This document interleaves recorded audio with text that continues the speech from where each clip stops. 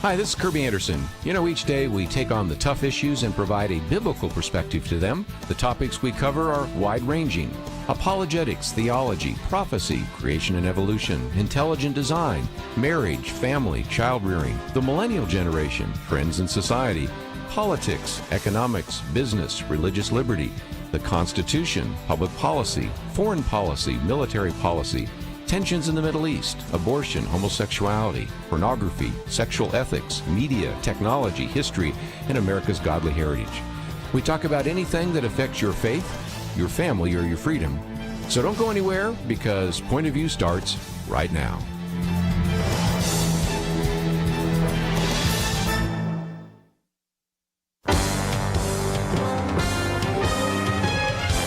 Across America, live. This is Point of View.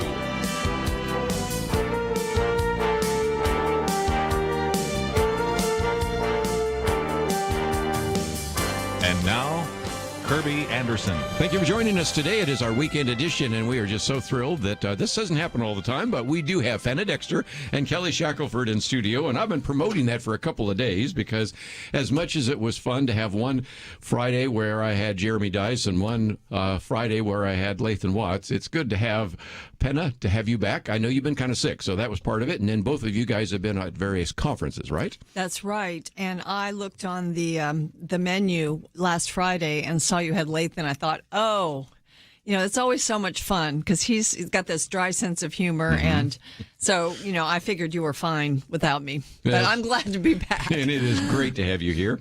And saw a picture of Kelly at the Vice President's ceremonial room. You're going to have to tell us what that's all about in just a minute. Yeah, it's a beautiful room, but the most beautiful part was the hawk that showed up on the ledge outside eating its prey. Yes. I don't know. I was like, symbolic. I need somebody to interpret this because, and I've got a lot of Facebook comments on what they thought the interpretation was. Did you get a picture of it? Oh, yeah. It's on there. It is spectacular. So, and what I found out is that hawk lives underneath, in the window where Karen Pence's office is. And in fact, they didn't clean the area because they didn't want to disrupt the hawk. So we have this almost pet hawk there. Around the White House, and it was a pretty cool thing to see. Wow. Well, and as you guys know, I love photography, and I've got this great picture I took a while back of a red-shouldered hawk that was posing for me, and I've got it on my wall. So anyway, let's, if we can, get into a couple of things. As you might imagine, in the next hour, we'll probably talk about the press conference that everybody's referring to, which took place, and I really wanted everybody to hear that. But one of the things I did was I posted a couple of articles on the bottom there, because this is the 400th anniversary of the Pilgrims.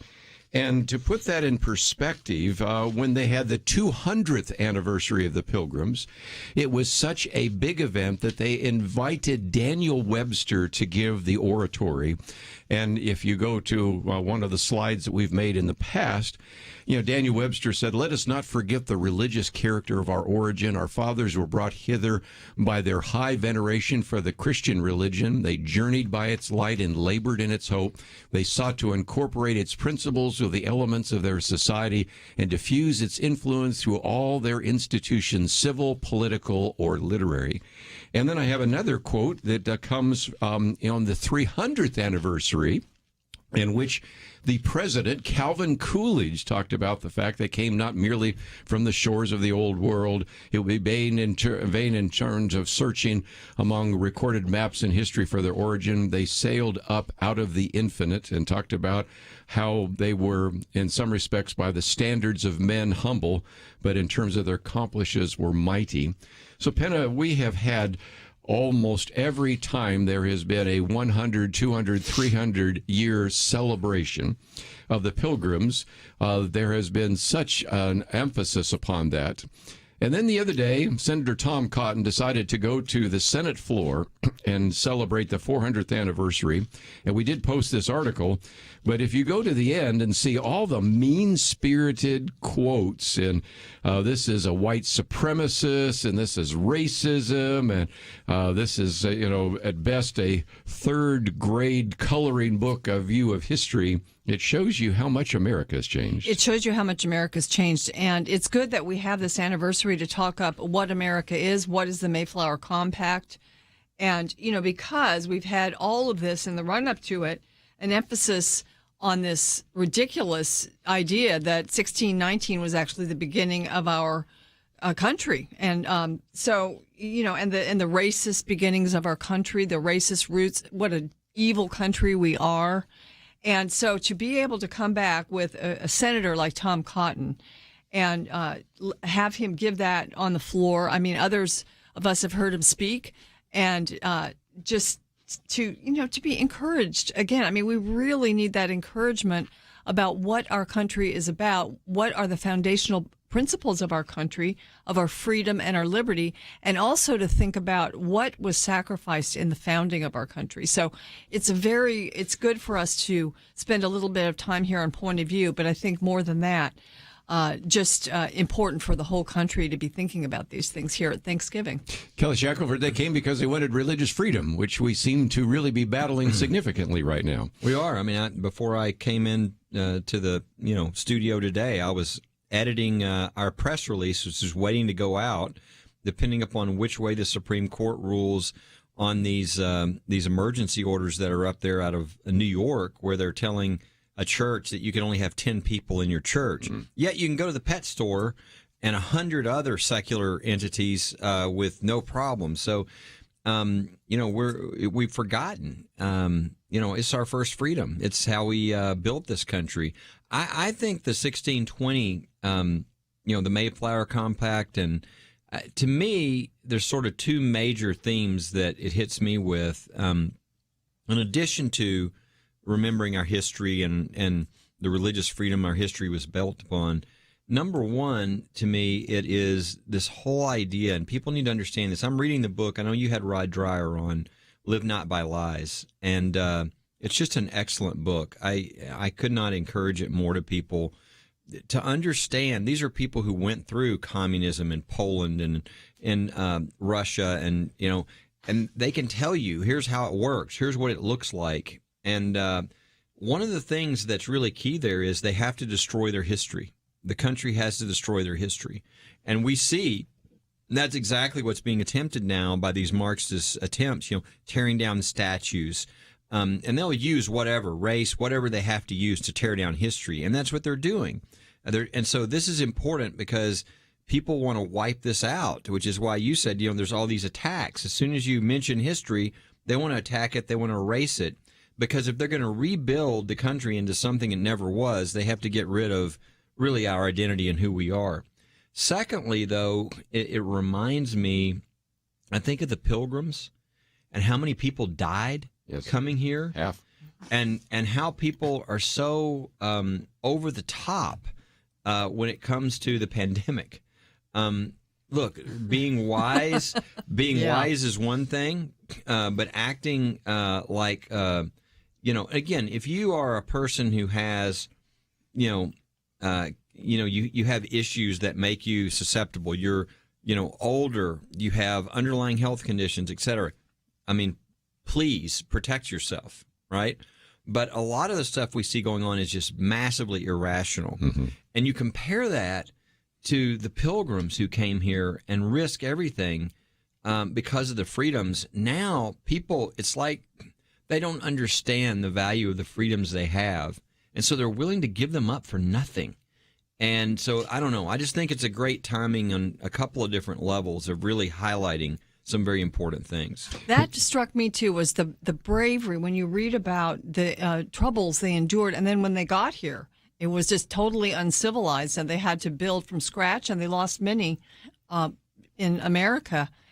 And then the idea that now we're promoting fear among our citizens. We'll come back and talk a little bit more about that because some people said, well, what about the legacy of the Indian Wars and things of that nature? We'll come back and talk about that right after these important messages.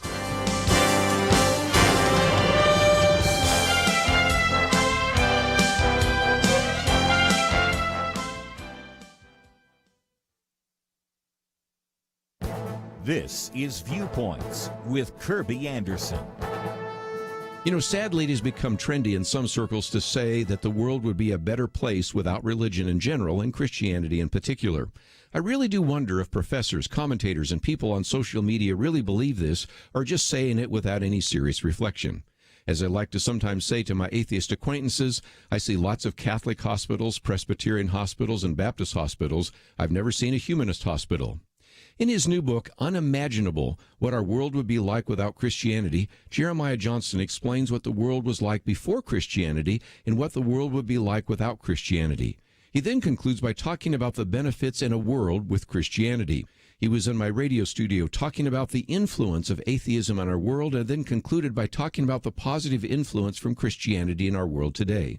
For example, there are an estimated 350,000 religious congregations in the United States, and the vast majority of them serve in some capacity as a community safety net for those in need. We also see churches and faith-based organizations helping out in disasters. So what is the economic impact of faith in America? According to one study cited in the book, religion's $1.2 trillion impact is more than the global annual earnings of Apple and Microsoft combined. Or you can look at it another way. How much do we save in social services because these are performed by faith organizations? Rodney Stark of Baylor concludes that the total current savings to U.S. society is $2.67 trillion. The book's facts and figures are a vivid reminder that the positive impact of Christianity in society is indeed unimaginable. I'm Kerby Anderson, and that's my point of view. For a free copy of Kerby's booklet, A Biblical View on Anti-Semitism, go to viewpoints.info/anti-Semitism. Viewpoints.info/anti-Semitism.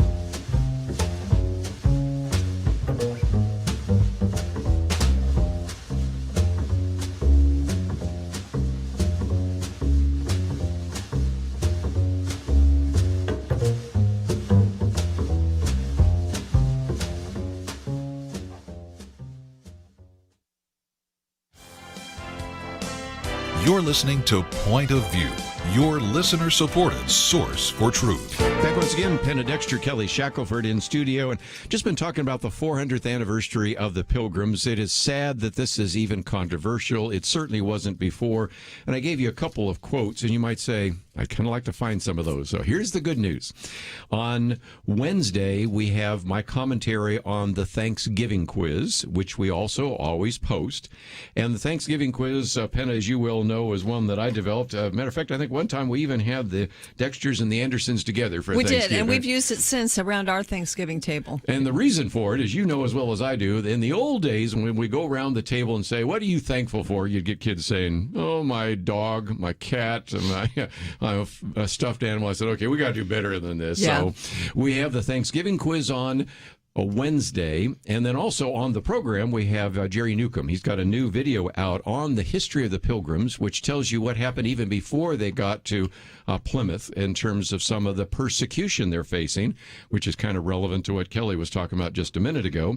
And then we also have a commentary on Thursday. So anyway, there's some great material that's there, but also we have this kind of summary of the speech by Tom Cotton, Senator Tom Cotton, which I thought was excellent, in which he was also taking a shot or two at the New York Times 1619 project.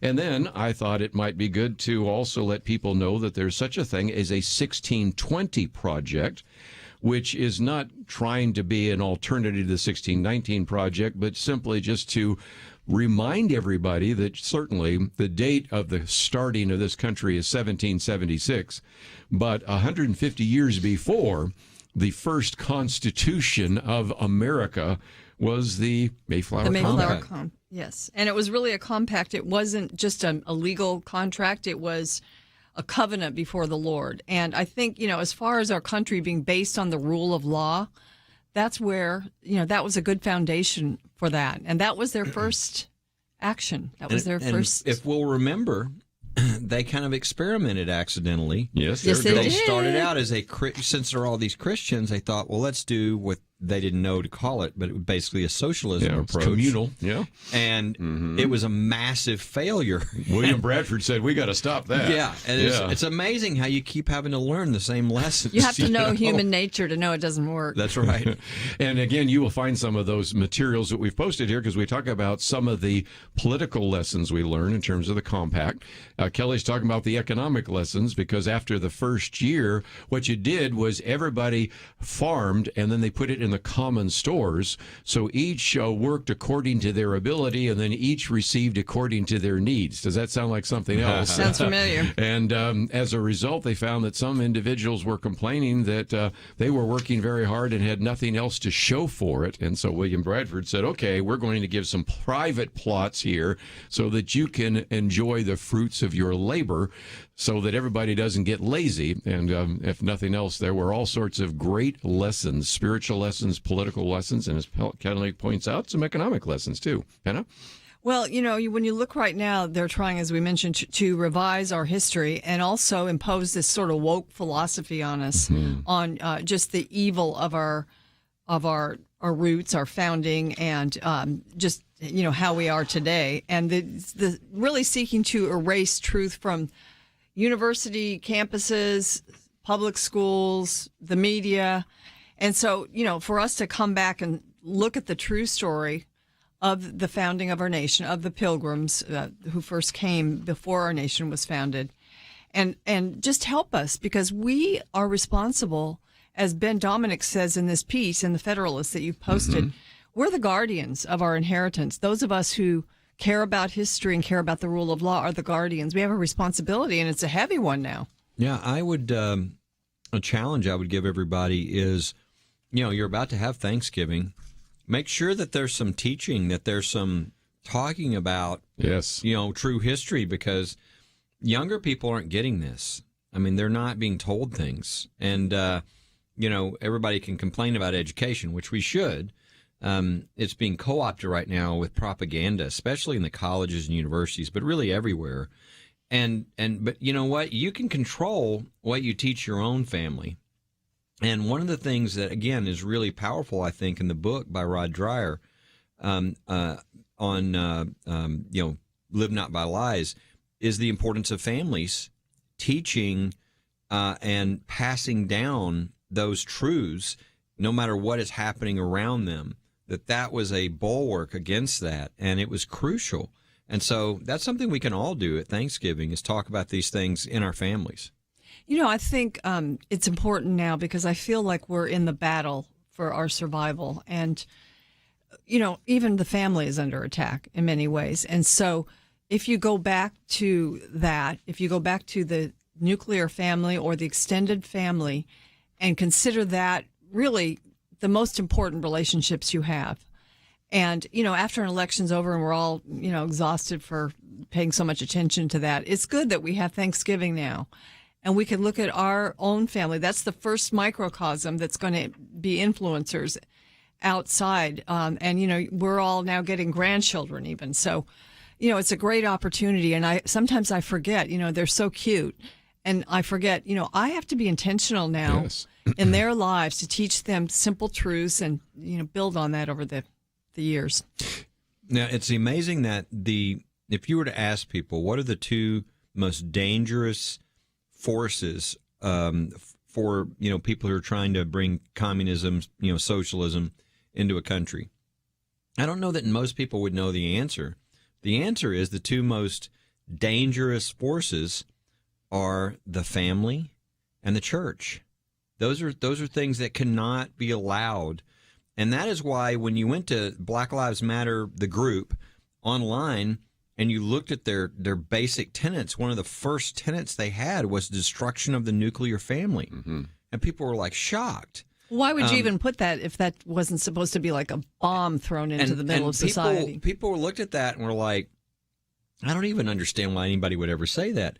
as soon as the organizers of this said, yeah, we're Marxist, and then most people still don't know why that's true. But if you understand what this requires, yes, you cannot have the child has to be the child of the state, not of the parents, not of the family. And again, when you read through this book on Live Not by Lies, what you see is the resistance was coming from families, mainly who, not all, but mainly the families who were Christian and were teaching truth. And the whole point of Live Not by Lies is you refuse to follow the propaganda and say you believe it. And that cost you. It cost you jobs. It cost you career. It might cost you your life. But there was a resistance of people who refused to turn away from truth and the Lord. And so it's the family and it's God. And so what is Thanksgiving about in the United States? It's about family and it's about being thankful to God. So to me, it's the ultimate power structure of resisting what, and a lot of pastors talk about, and this has been true for years, that politics, we're not politics. We're doing our church. This is about Jesus. I agree. But pastors have to start understanding is we are transitioning away from, do you like politician A and politician B, to literally good versus evil. You look at these Marxist countries. I mean, it leads to millions of people being killed. It leads to incredible evil and the taking away of freedoms. Pastors are going to have to, they're either going to be like the church during Hitler that said nothing, or they're going to be like Bonhoeffer as these things come. They're either going to be willing to stand for the truth and suffer the consequences, but this idea that, we don't get involved in, you don't have a choice to whether to speak out about what's going on in your midst. So I think a lot of this is coming home. And again, going back to the Mayflower Compact is a great way to bring us back to our roots and realize that. I think some people, because we on the right get accused of using politics as a religion or treating it as a religion, but that's not it. Politics is a tool. It's an arrow in our quiver, a very powerful one. And if Christians, as these attacks get greater and as our society gets more and more divided, we are remiss if we don't use that tool for the advancement of the gospel and of freedom. It's a tool. That's all it is. It doesn't compete with religion. It's something that you use. Well, and we're going to need to take a break, but when we come back, I thought it might be good to maybe talk about some of these cases. Kelly's got one out of New York. Last week, Lathan had a lot of fun with this one because a judge in San Diego, you guys have been there before, and Penna's lived there, ruled that it was okay to open up the strip clubs, but you had to close down the churches. And I think some of the best lines by Lathan were off air, but nevertheless, it was just an illustration of how insane some of this has become. And as Kelly points out here, attendance at houses of worship is capped at either 10 or 25 people. And what about this not neglecting the gathering together of the believers? So we're going to talk about this case, which most likely ends up on the Supreme Court. We'll talk about that right after this. Having civil conversations about important issues seems to be harder and harder. Various media outlets tell people what they should believe, why they should be outraged, and getting people to actually think, well, it can be difficult. Whether it's the gospel, tax issues, social policy, or just about anything else, you need to have solid information and clear thinking to address the hard issues. You need God's truth applied. And that's what you get in less than 2 minutes with Point of View's Viewpoints commentary, a daily resource to help you be informed and think through the things we need to be talking about. It is free and will arrive in your inbox each day when you visit pointofview.net/signup. Sometimes we know we should say something, but we're silent because we're not quite sure what to say. Viewpoints commentary can help you break the silence and change the narrative. It can make you a more equipped agent for truth. Get your free subscription to the Viewpoints commentary at pointofview.net/signup. Pointofview.net/signup. Point of View will continue after this.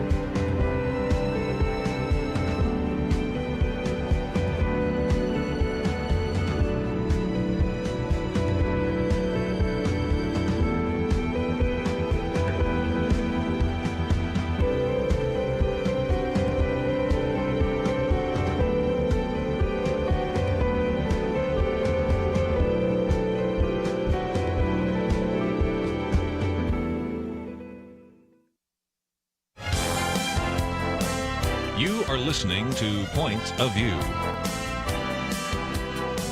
The opinions expressed on Point of View do not necessarily reflect the views of the management or staff of this station.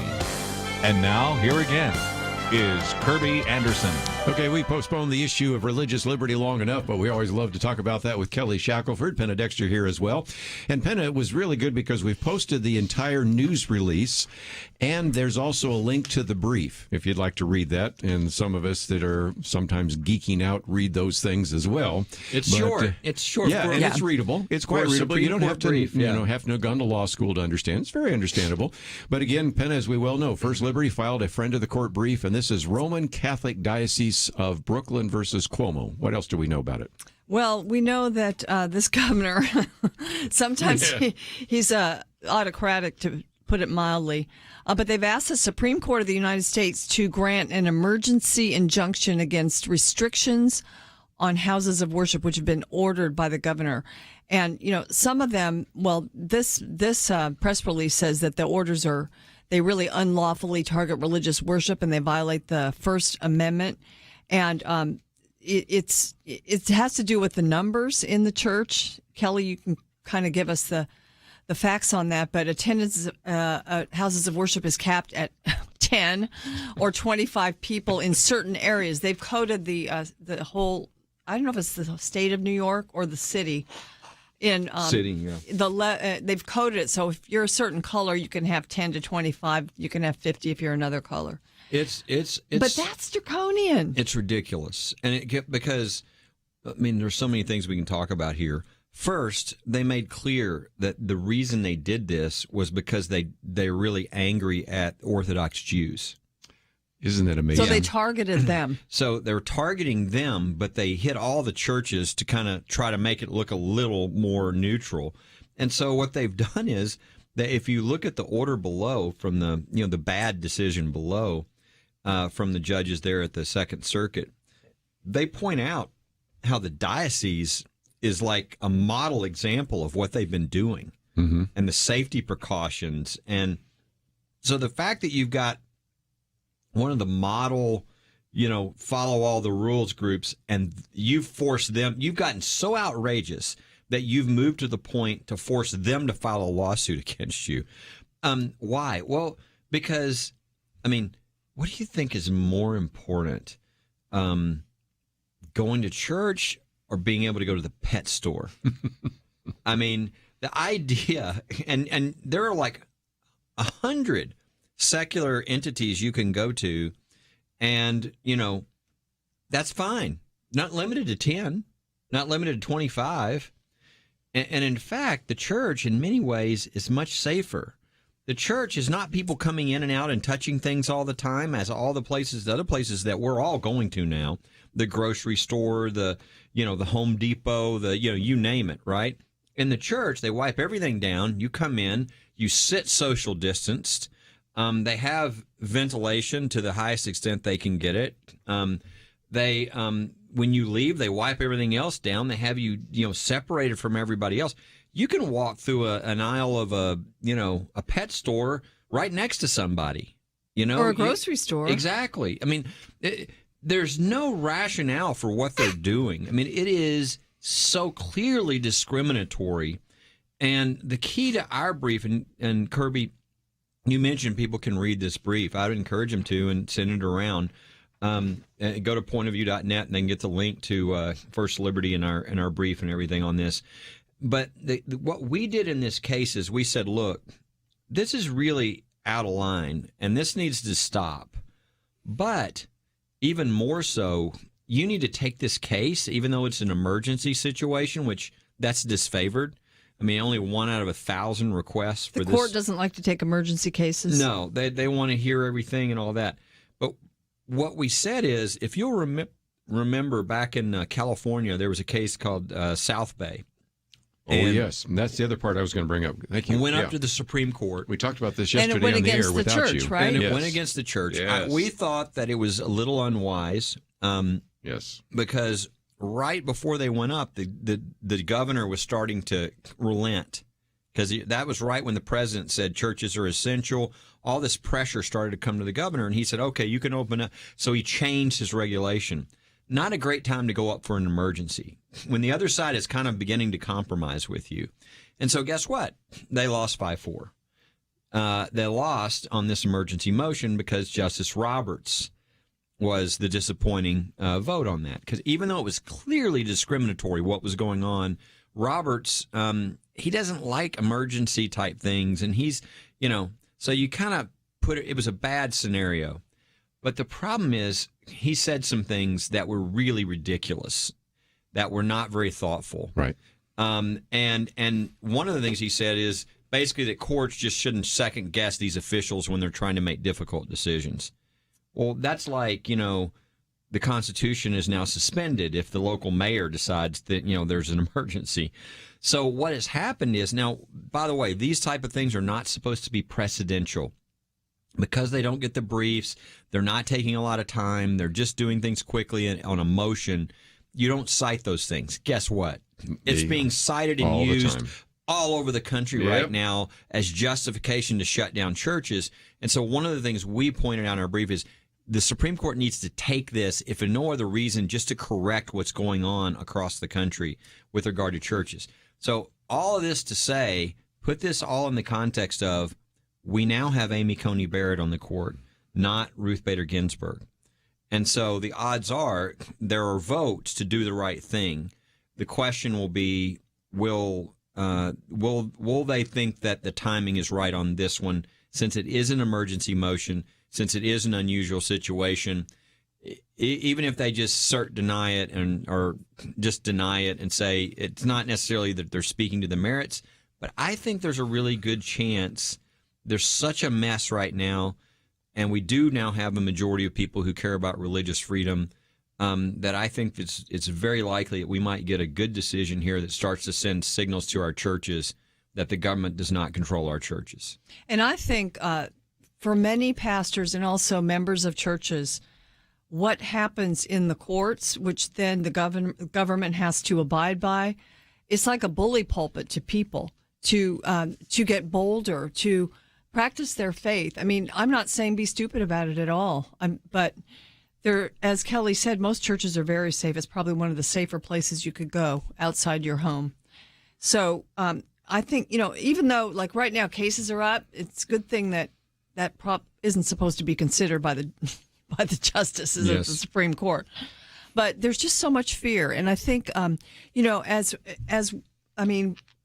it's understandable that people are fearful, but it's also important to act like Americans and and act like a believer who has faith in God. I think so. Let me just again mention that the link to First Liberty is right there, the press release.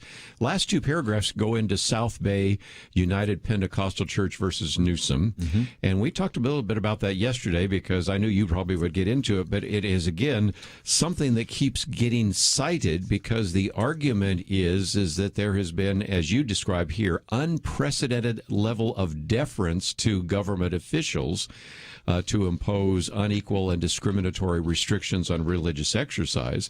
We now know that this pandemic has been used to justify all sorts of things, not the least of which is, according to this, I think, flawed decision, to defer to just some county judge, mayor, governor, even sometimes just a public health official to do anything they want to actually strike down religious liberty. And I thought that was one of the first liberties in the Bill of Rights, right? It is.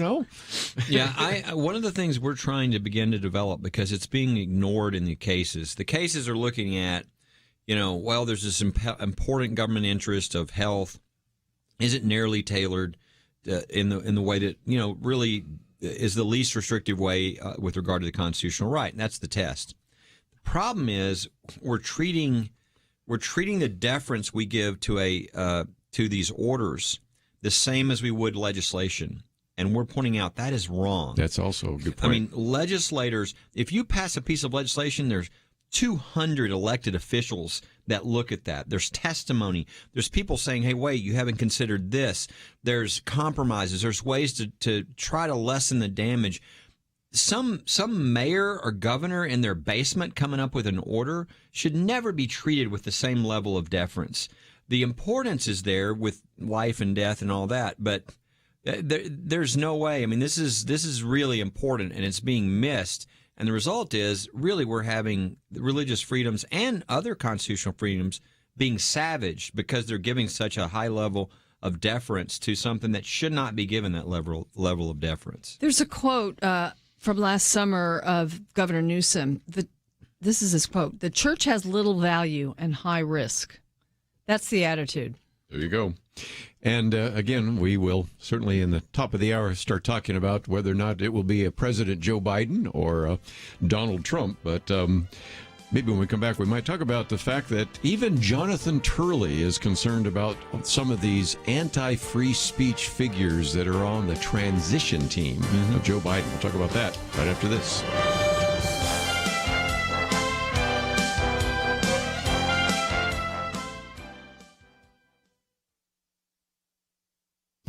A faith-based foster care agency, Catholic Social Services, is suing the city of Philadelphia to restore its right to place foster children in homes. Children deemed in need of foster care are wards of the state. Governments partner with private agencies to recruit, evaluate, and endorse families for fostering. But Philadelphia is refusing to work with Catholic Social Services unless the agency consents to endorsing same-sex married or unmarried couples as foster parents. The city is thus depriving the agency of the right to help these children in need unless it consents to violating its traditional Christian beliefs about marriage. Make no mistake, this is not about kids. It's about punishing anyone, especially religious people and organizations, who won't accept a distorted definition of marriage. Dr. Ryan Anderson at Heritage Foundation calls it an attempt at imposing a sexual orthodoxy on the nation. 2 committed foster moms joined Catholic Social Services in the lawsuit, Fulton v. City of Philadelphia.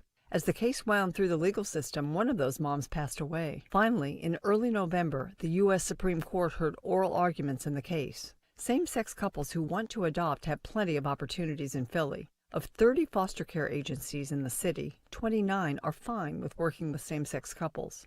What's more, there have been no complaints.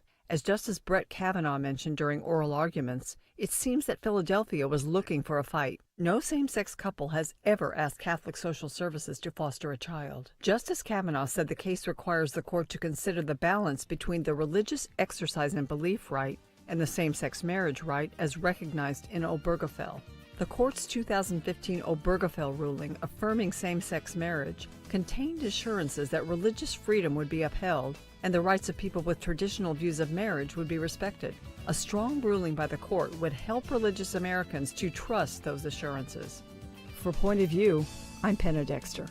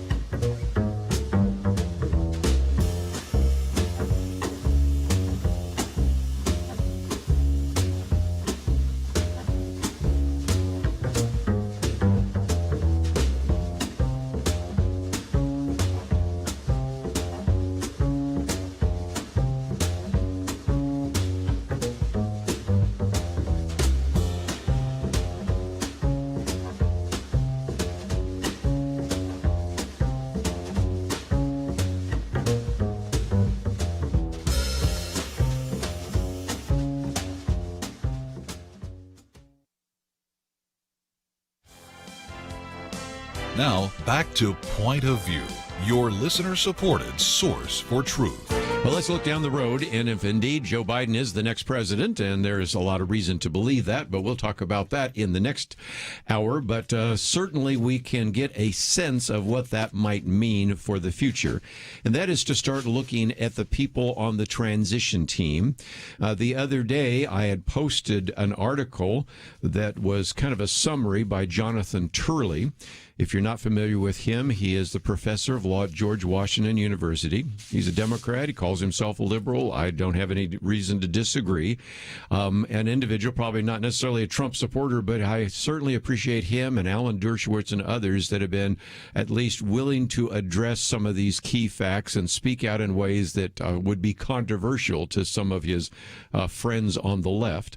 And then after I posted, Kelly said, "Hey, did you see this article?" "Oh, yeah, I saw that article." And so we'd already posted it. So today what I did was post the actual piece that was on Jonathan Turley's website, in which Penna Dexter, he talks about the fact that if you start looking at those people on the Biden transition team, not only, as you might expect, they are sort of anti-religious liberty, they really are anti-free speech, aren't they? You know, I don't have all the names because I think I only got the first part of it. Oh, but I do know that, okay. that this one, the first part of it, called our attention to the guy that is supposed to get the team lead on the U.S. Agency for Global Media, which includes our voice out to the world, the Voice of America, Middle East Broadcasting Networks, Radio Free Europe, and all of that. And this guy's been one of the most controversial figures calling for censorship and speech controls.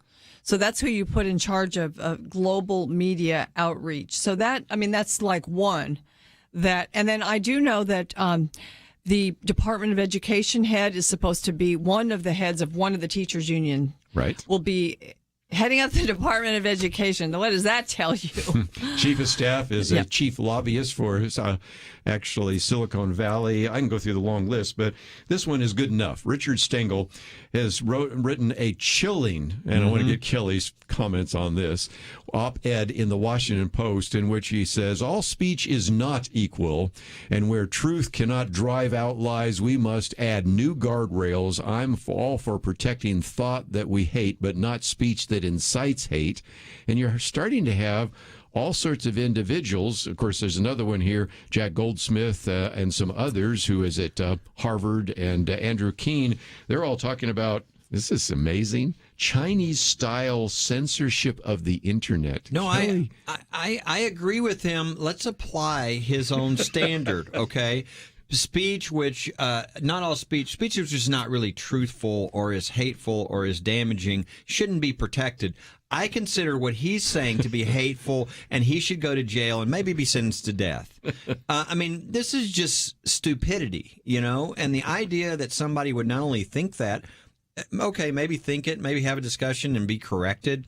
The idea that you would write this in an editorial in the Washington Post and that's a person you would put as one of the highest people in government, I mean, it's just bizarre. Look, the way we deal with things in the United States is if you don't like somebody's speech, you respond with other speech. And that's how we get to the truth. We don't get to the truth by the government deciding what they feel is truthful and what they feel is hurtful, and then, you know, banning or punishing or acting in any way towards citizens.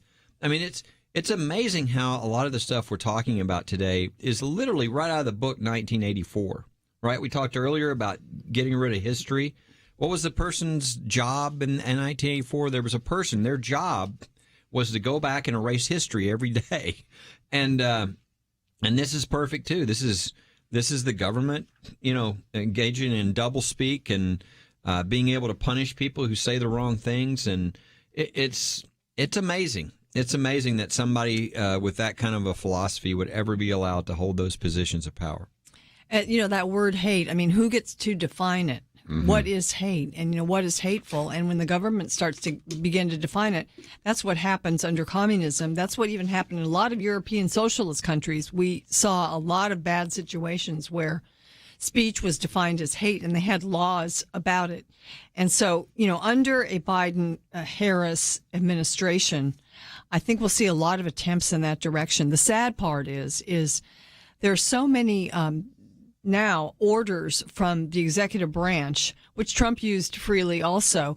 And, you know, even if we have the Senate by 2, even if the Senate would never pass a law like that, you can begin to get orders coming down to squelch people's speech and squelch people's opinions. And certainly the government or whoever was trying to squelch hate speech has the willing compliance of many of the media giants. And that's scary. By the way, what Penna just said, even if you had the Senate +2, I mean, there's a very strong chance that you won't have the Senate +2, that you'll have, one party controlling everything. I mean, there are people who are big Trump backers that are not fans of the Republican Party because of, the lack of support there, that feel like their vote wasn't counted, that there was defrauding.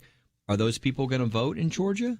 Are they going to be so disgusted that they don't show up? I mean, so the Republicans have challenges in Georgia, too, where you could have really one party controlling everything.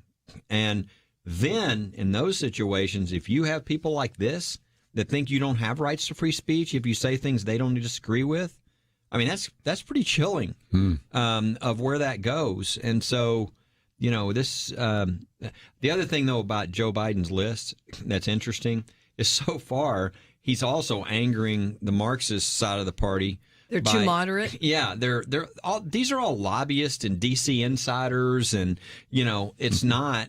Where's Bernie Sanders? Where's AOC? Where are those type folks that he's talking about elevating? So he's got he'll be shot at from both sides. But the idea that these are the kind of people that we're considering is, I'm hoping, that there'll be pushback on people with that kind of a philosophy, that don't believe in the First Amendment, that don't believe in free speech, that don't understand who we are as a country.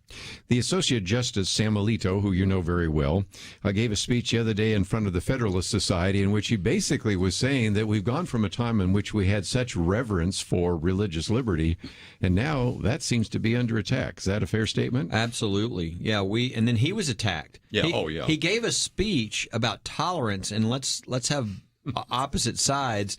And so for doing so, he got attacked, as politicizing. And I mean, I really appreciate Justice Alito. People, in fact, that I sent out like a little 2-minute video to all the First Liberty people, people who are on our list. If people haven't seen it, they can go to firstliberty.org and probably find it there pretty quickly, about Justice Alito's speech, what he said, why it was really important that he speak up.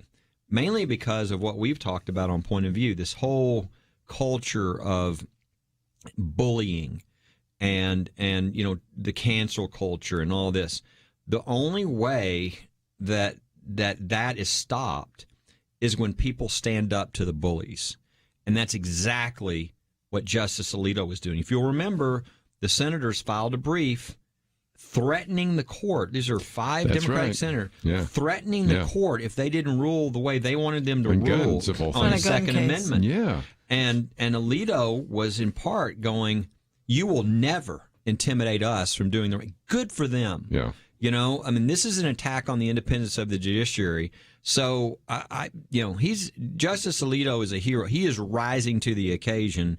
And he's doing exactly what we want our courts to do, which is be a court, not a political body, and not going to be intimidated by threats from senators, So if people haven't seen that, I'd encourage them to look at that. It's a great speech that Justice Alito gave. Well, again, we're going to take a break, and when we come back, we will spend some time talking about the press release and the press conference and all of the information about the recounts and the legal challenges. All that coming up right after this. Election day has come and gone, so tell me, do people like you need to be more or less vigilant, more or less informed, more or less involved in making an impact? I think the answer is clear. Those who value freedom of conscience and religious liberty need to do more than ever to stand up for what the founders gave us and put America on track for greatness. Yes, we face challenges, but it's in the hard times that the greatest victories are seized and won. I urge you today, right now, to seize this opportunity and join the Point of View Radio Truth Team. Be part of the solution our nation needs. Visit pointofview.net/team or call 1-800-347-5151. The election is not the end of anything. It's another beginning. And when you join the Truth Team, you make it possible for millions of people to get the real news they desperately need and the practical marching orders that Kerby and the team at Point of View Radio give each day. Join us now in this critical moment.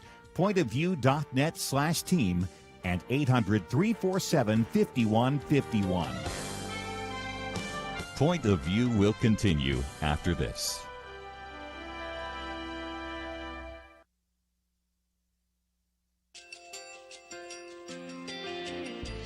I just want to thank you so much for all the wonderful programming you have.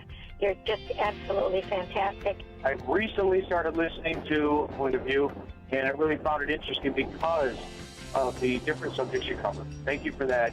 I really appreciate everything that you do in keeping us informed. Thank you, Kerby, for everything that you have been doing. I appreciate all the work that you're doing, advocating for the Word of God. Thank you so much. Point of View, I think, is absolutely necessary because it's a Christian perspective, a biblical worldview perspective, and receive very current, up-to-date information about what is really going on, week to week in our culture, which is changing so rapidly, and yet it's morally sliding backwards. Yeah, I'm just, first of all, I thank you guys. Y'all's program is wonderful, and enjoy it every day. I learn so much every time I listen to it. Point of View Radio Talk Show.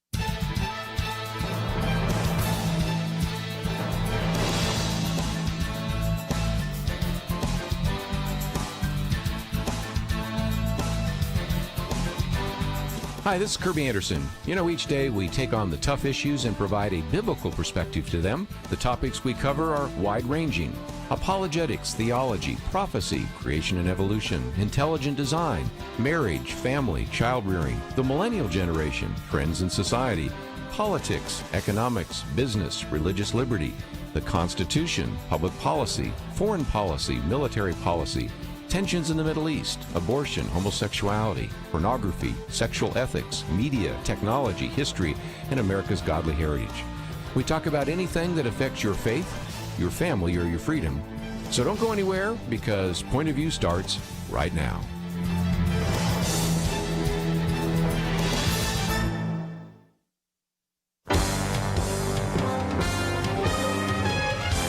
Across America, live. This is Point of View.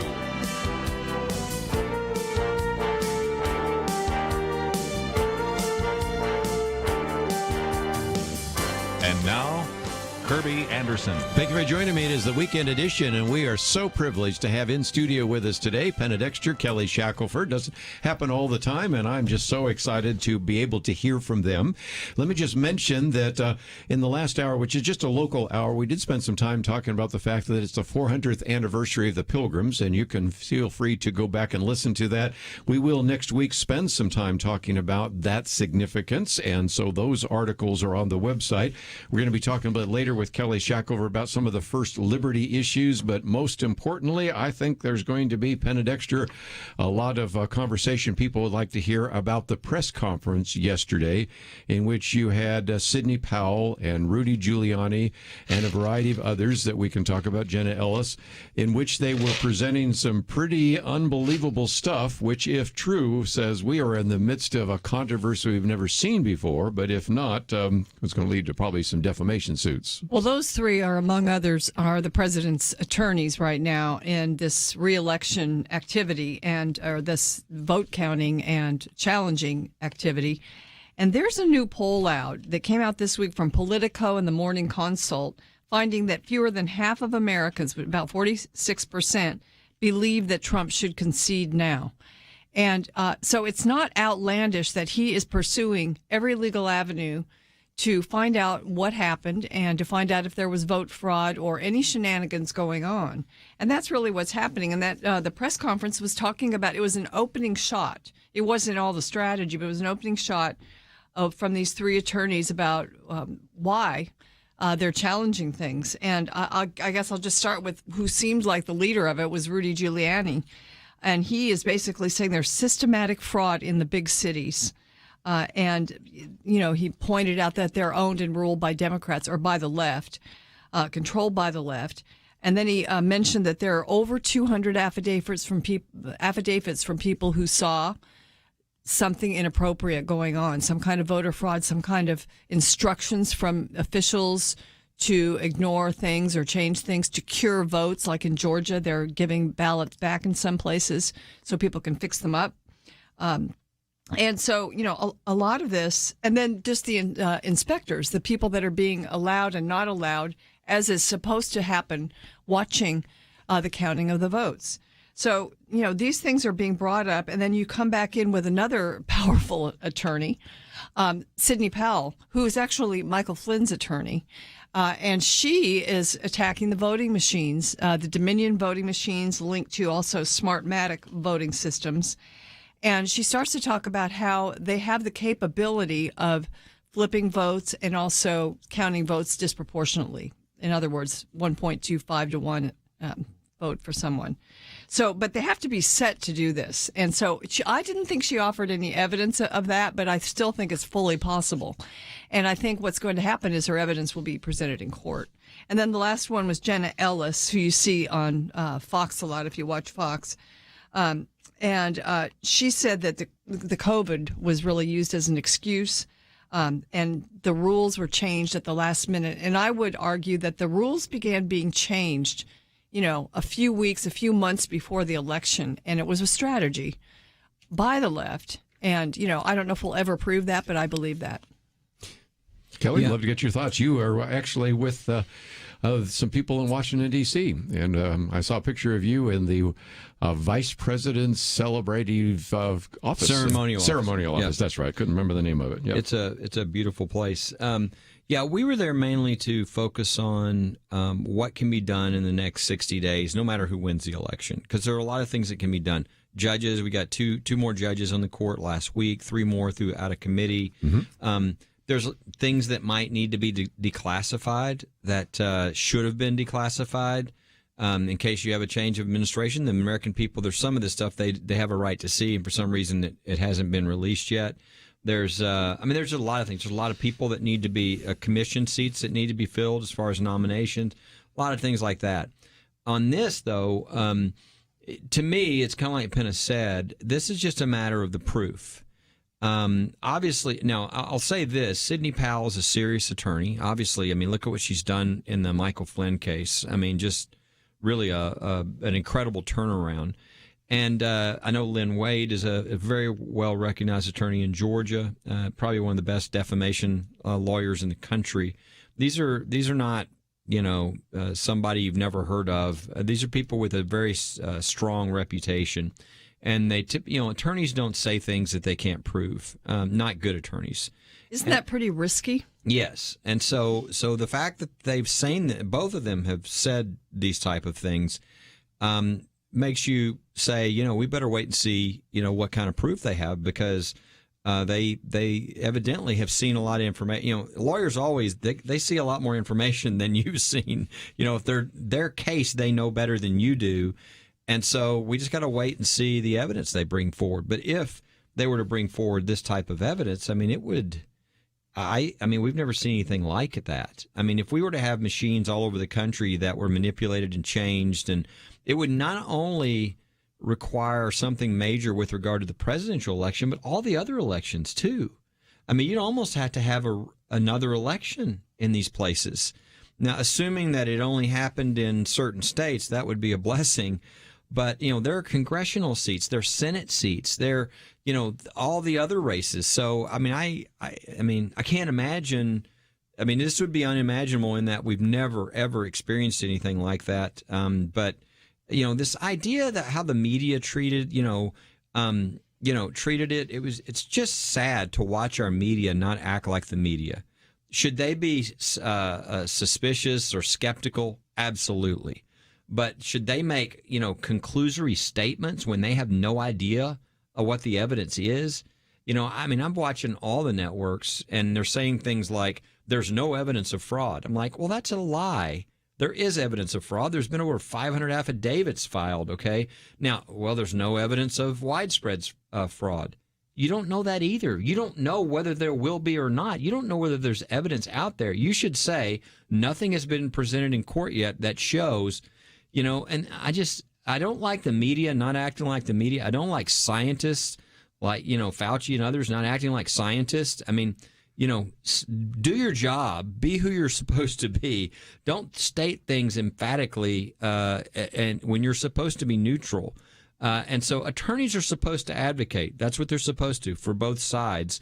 But you're just not going to know until the evidence is presented. And I think in the other case that Lynn Wade had in Georgia, there was some pretty compelling evidence. They got a bad judge and got a bad decision. But, as you go up, you're going to get to real judges eventually who are going to look at it and do their job, I would assume. And so we're just going to have to wait and see what comes out from this. But this, obviously, if what they said in the press conference is proven, or there's evidence for this is a major, major, major thing, like the likes of which we haven't seen before. If you'd like to join us, 1-800-351-1212. You may have some questions. When I come back, maybe I'll put forth a few questions that were raised by the press and how Rudy Giuliani responded to those. Also, some people have said we just need to move on, and I posted a piece by Peggy Noonan, so you can read that, whether or not this is a bogus dispute. And we'll get into that, too, because that's another thing that we're hearing out there and want you to be able to hear all the facts, something that you don't hear from the mainstream media. We'll be right back.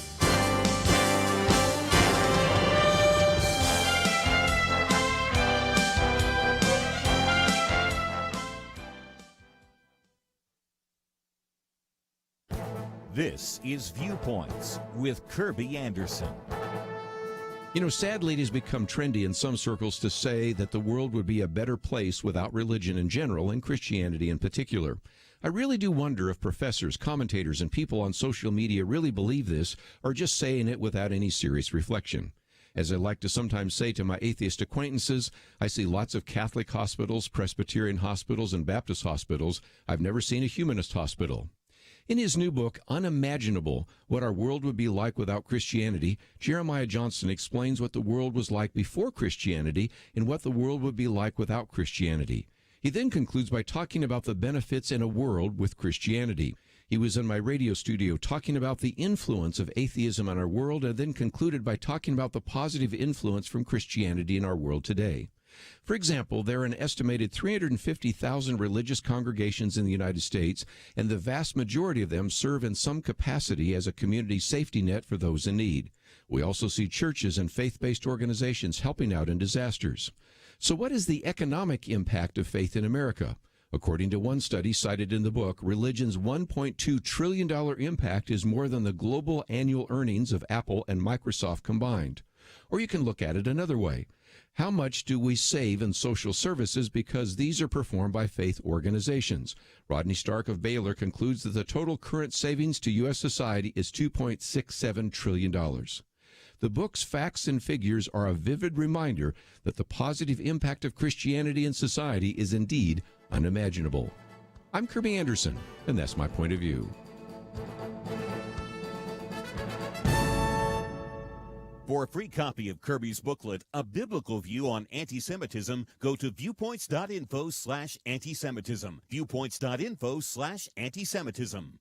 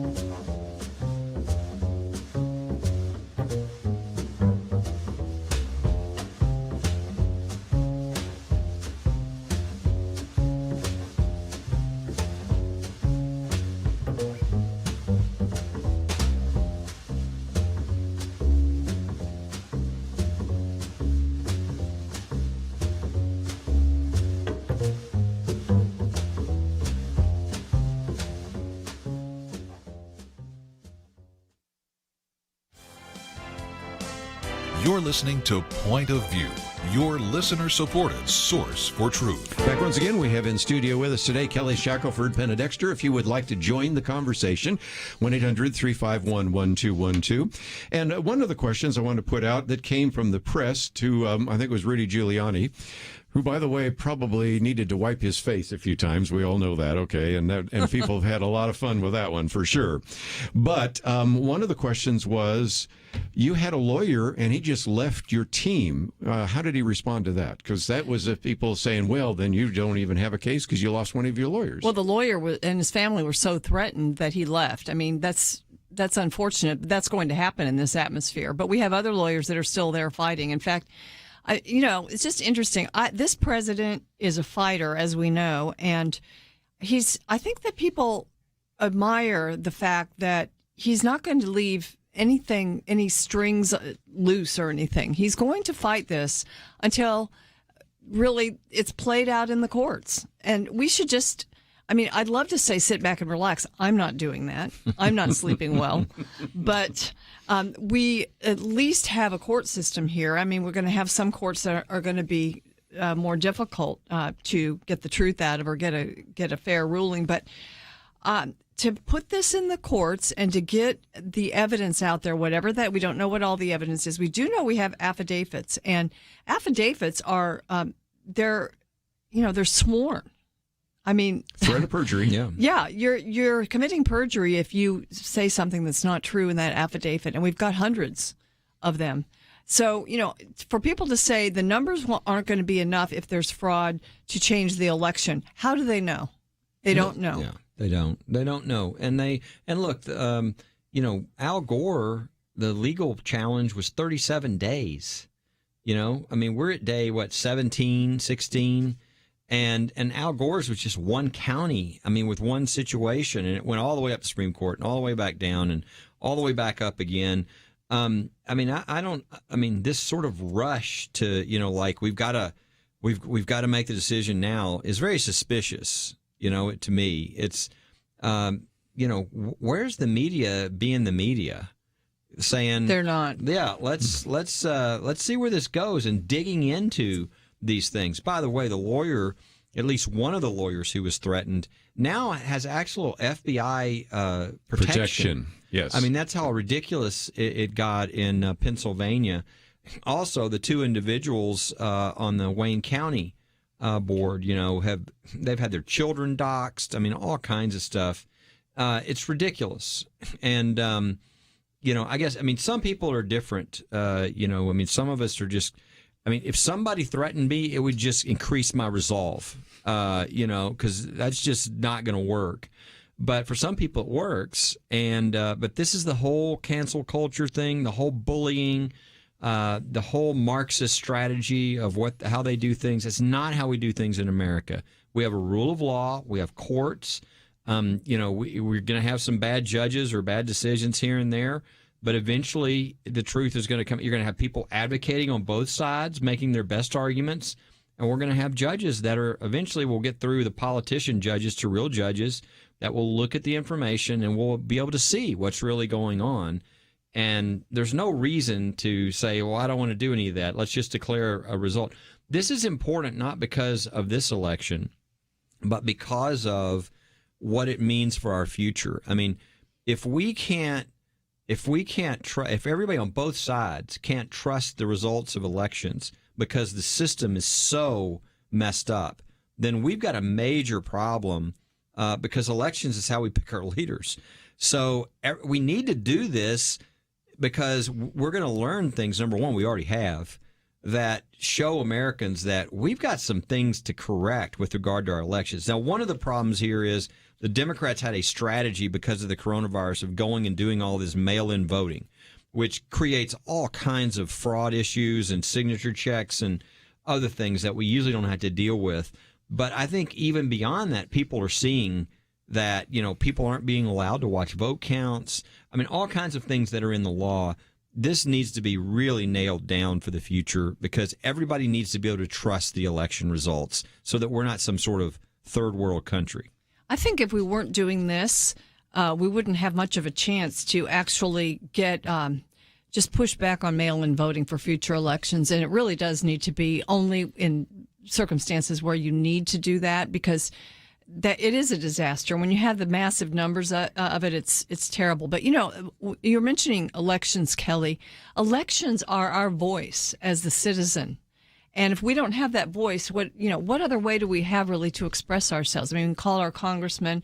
We can go protest in the streets. Some people do it by, you know, violence and burning and damage.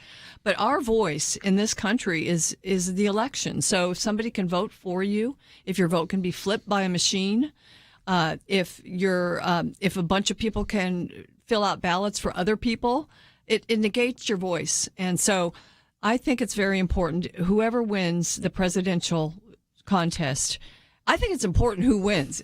It would be really, right. I mean, a lot of people are saying that this was really lopsided for Trump and it was stolen from him. I mean, you're hearing that. And that's really what Sidney Powell said. And Rudy Giuliani thinks that, I believe. So, and Jenna Ellis, some of these attorneys really think that. And they're out to go and try and prove it. Let them do it. Again, one of the other questions people have is this hurting the future Republican Party? You know, you got one of the pieces I posted here by Peggy Noonan, a bogus dispute. This is no chance of success, and it's going to hurt the Republican Party. I saw one where he's even saying if Christians are promoting these conspiracy theories, then why should they ever believe us about Jesus? So what about this? I mean, this has gotten pretty strong about saying it is time to end this because these claims are so outrageous. But what if they're true? Well, it's just, I mean, there are a very small number of these people. I mean, there's the Mitt Romneys, the Peggy Noonans, the deep establishment within the Republican and the Never parties. Trumpers. Yeah. And the media, almost exclusively. Yeah, but I'm thinking even on the Republican side, yes, it's a really small group. Yeah.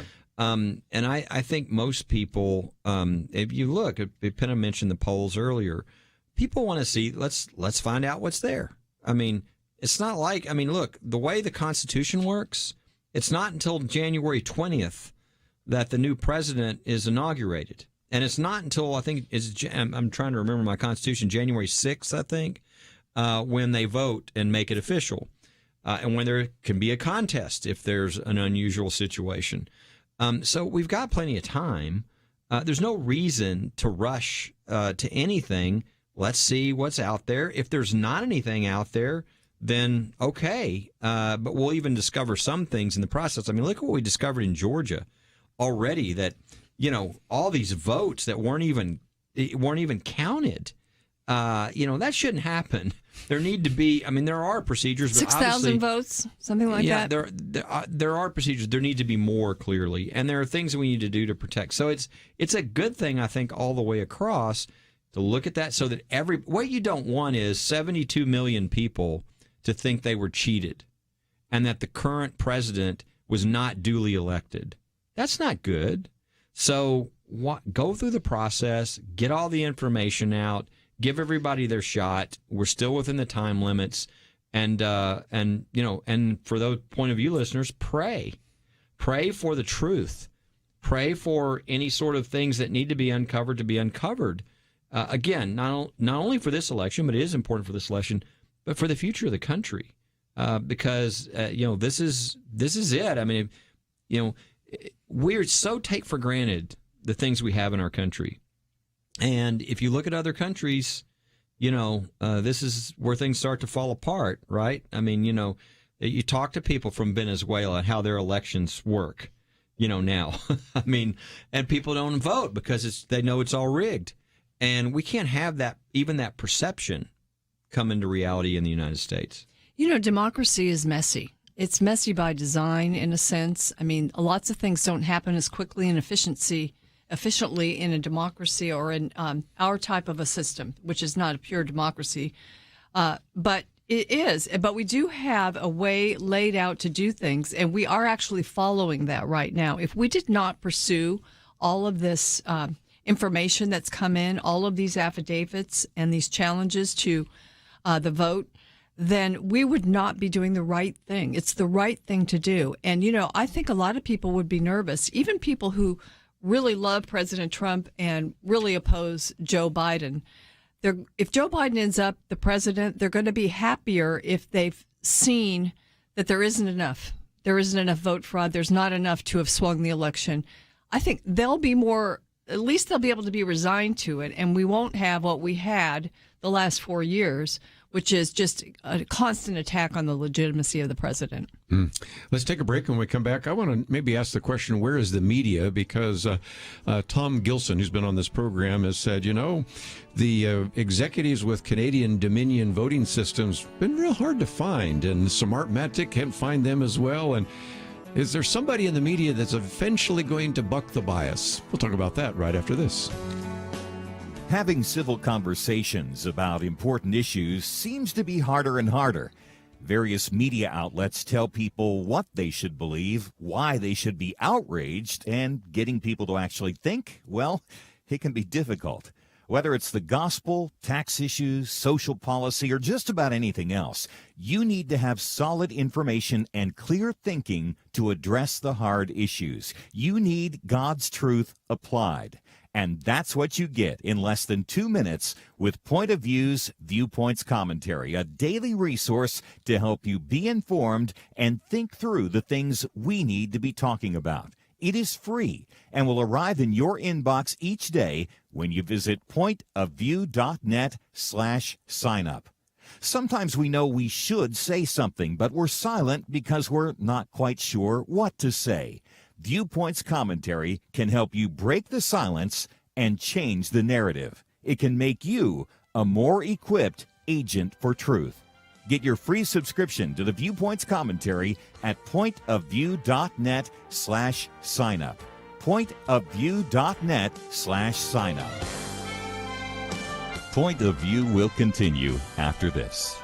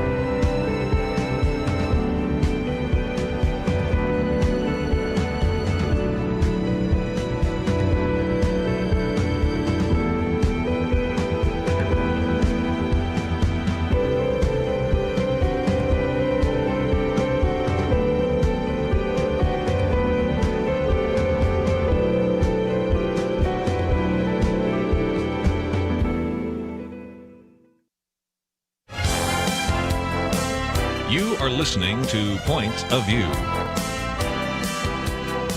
The opinions expressed on Point of View do not necessarily reflect the views of the management or staff of this station. And now, here again is Kerby Anderson. If you'd like to join the conversation, that number is 1-800-351-1212. Penna Dexter, Kelly Shackelford. One of our callers didn't stay on the line, but said, wish we could go back and redo the election. Okay, that's not going to happen, but it does raise an important question because we have had to redo some elections because of voter fraud.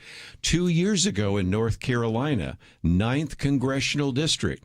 In that case, it was Republicans. Most of these examples of fraud are Democrats. That was a Republican. I want to be nonpartisan here, and they had to redo that congressional election.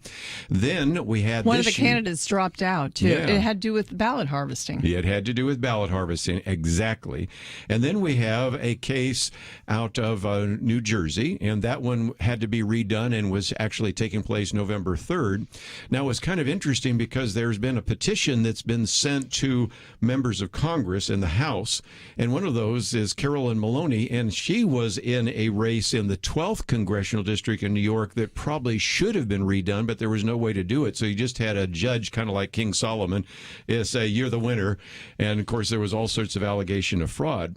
But if indeed anything that we see Sidney Powell saying, Kelly, that there was mischief in some of these areas, first of all, just look at the number of additional votes for Donald Trump. That might suggest that David Perdue would not have to run for a runoff, get 50%.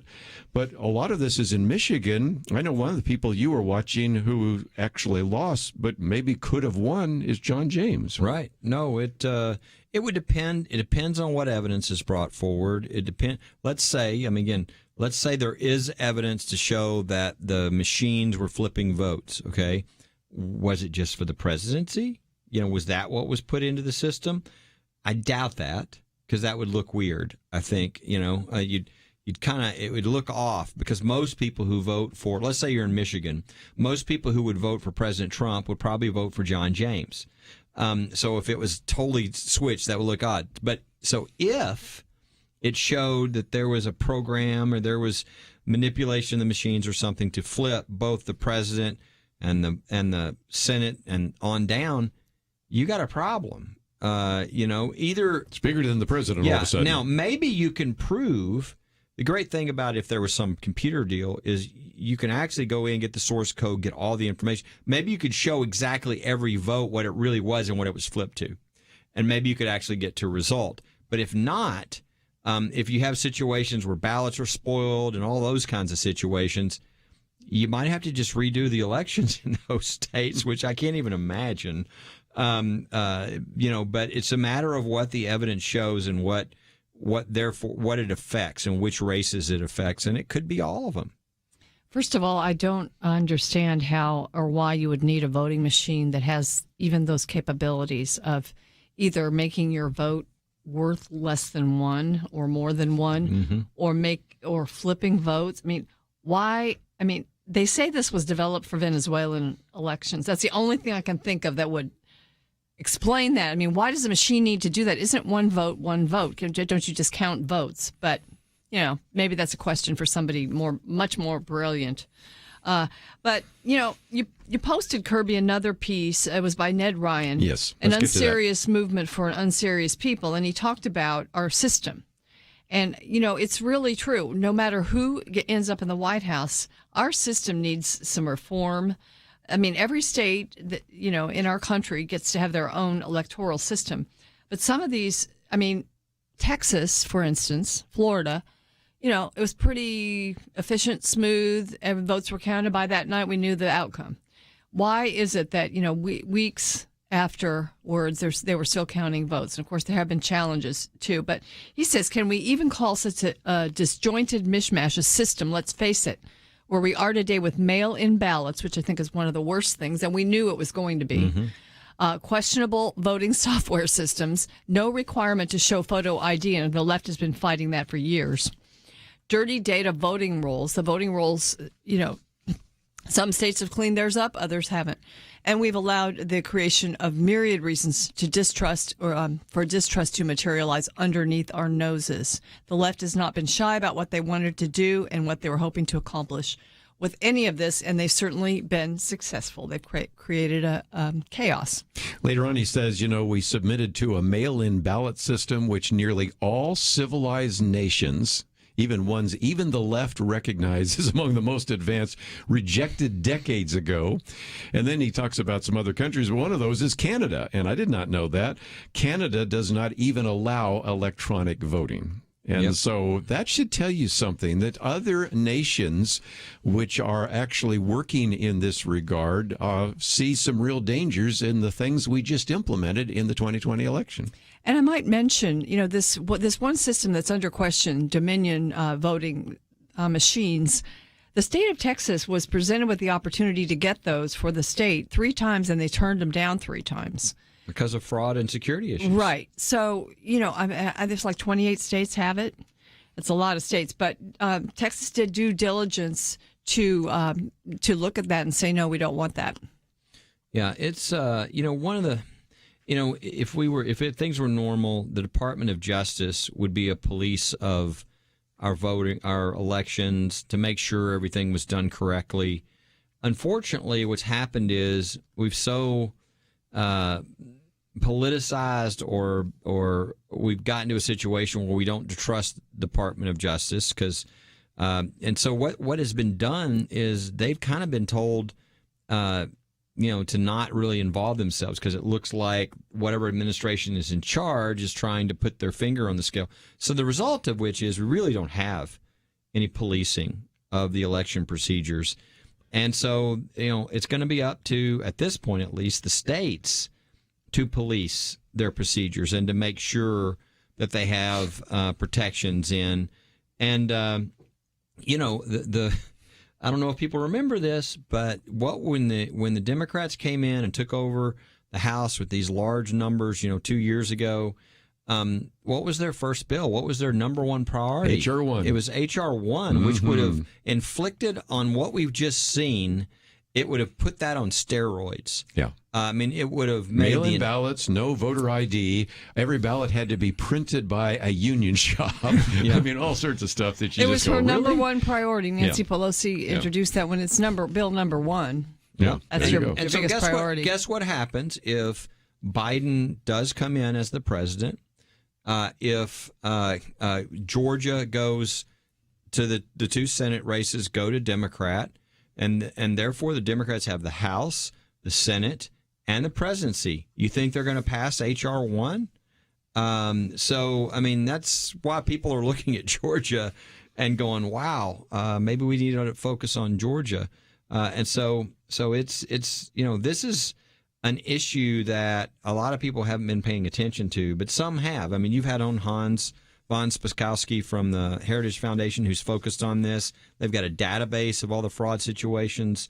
But I think everybody now is beginning to focus on the fact that we need to make sure our election procedures are in place because we don't want this to ever happen again.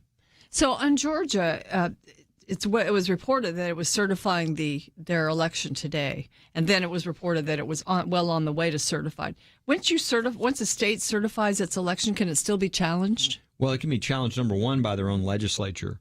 The legislature under the Constitution is the one who has ultimate authority over the electors and how they're chosen. So if the state legislature feels like that something was done wrong, they can overrule that, which is really the situation, especially in Pennsylvania, where you have the governor and the Secretary of State trying to change the laws that they passed. It's unlikely unless there's something really strong that comes forward, because the legislature certainly doesn't want to overrule what the people voted. But if there's real question about that because of how things were handled or election fraud or those type of things, the state legislature can do what it wants to do there ultimately. And then when you get to this, and then what happens if people don't know, the electors, the ones who are the electors for each state, go and cast their votes for who they're supposed to vote for in their state capital on December the 14th. But that still is not over, because in early January, the House and the Senate come together. They accept those votes. But if one senator and one House member in writing object and contest what is coming to them, then immediately the House and the Senate separate and meet in their own chambers. The House elects the president, not by numbers, but by state. By states. And by the way, that would mean 38 Republican states and 12 Democrat. And then on the Senate side, they choose the vice president. So it's not really over until January. I think we'll know a lot. It may not be. Yeah, we're going to have to know a lot by December 14th. If, though, there's huge controversy at the point of December 14th, we might not know until early January, what's going to happen. Rest well, America. We're going to take a break. We got a lot more to cover, and we'll do so right after this.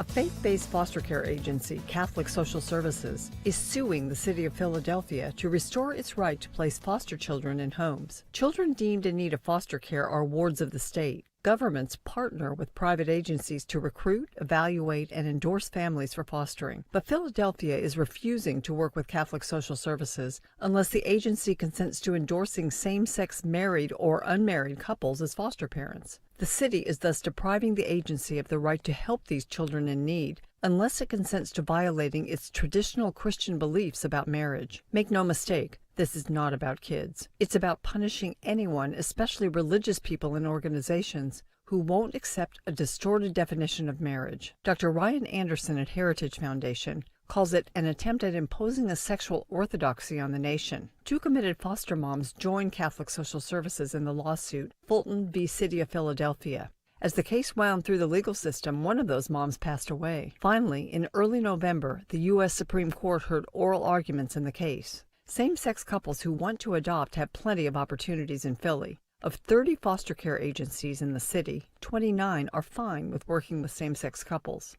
What's more, there have been no complaints. As Justice Brett Kavanaugh mentioned during oral arguments, it seems that Philadelphia was looking for a fight. No same-sex couple has ever asked Catholic Social Services to foster a child. Justice Kavanaugh said the case requires the court to consider the balance between the religious exercise and belief right and the same-sex marriage right as recognized in Obergefell. The court's 2015 Obergefell ruling affirming same-sex marriage contained assurances that religious freedom would be upheld and the rights of people with traditional views of marriage would be respected.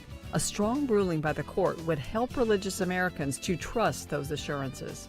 For Point of View, I'm Penna Dexter.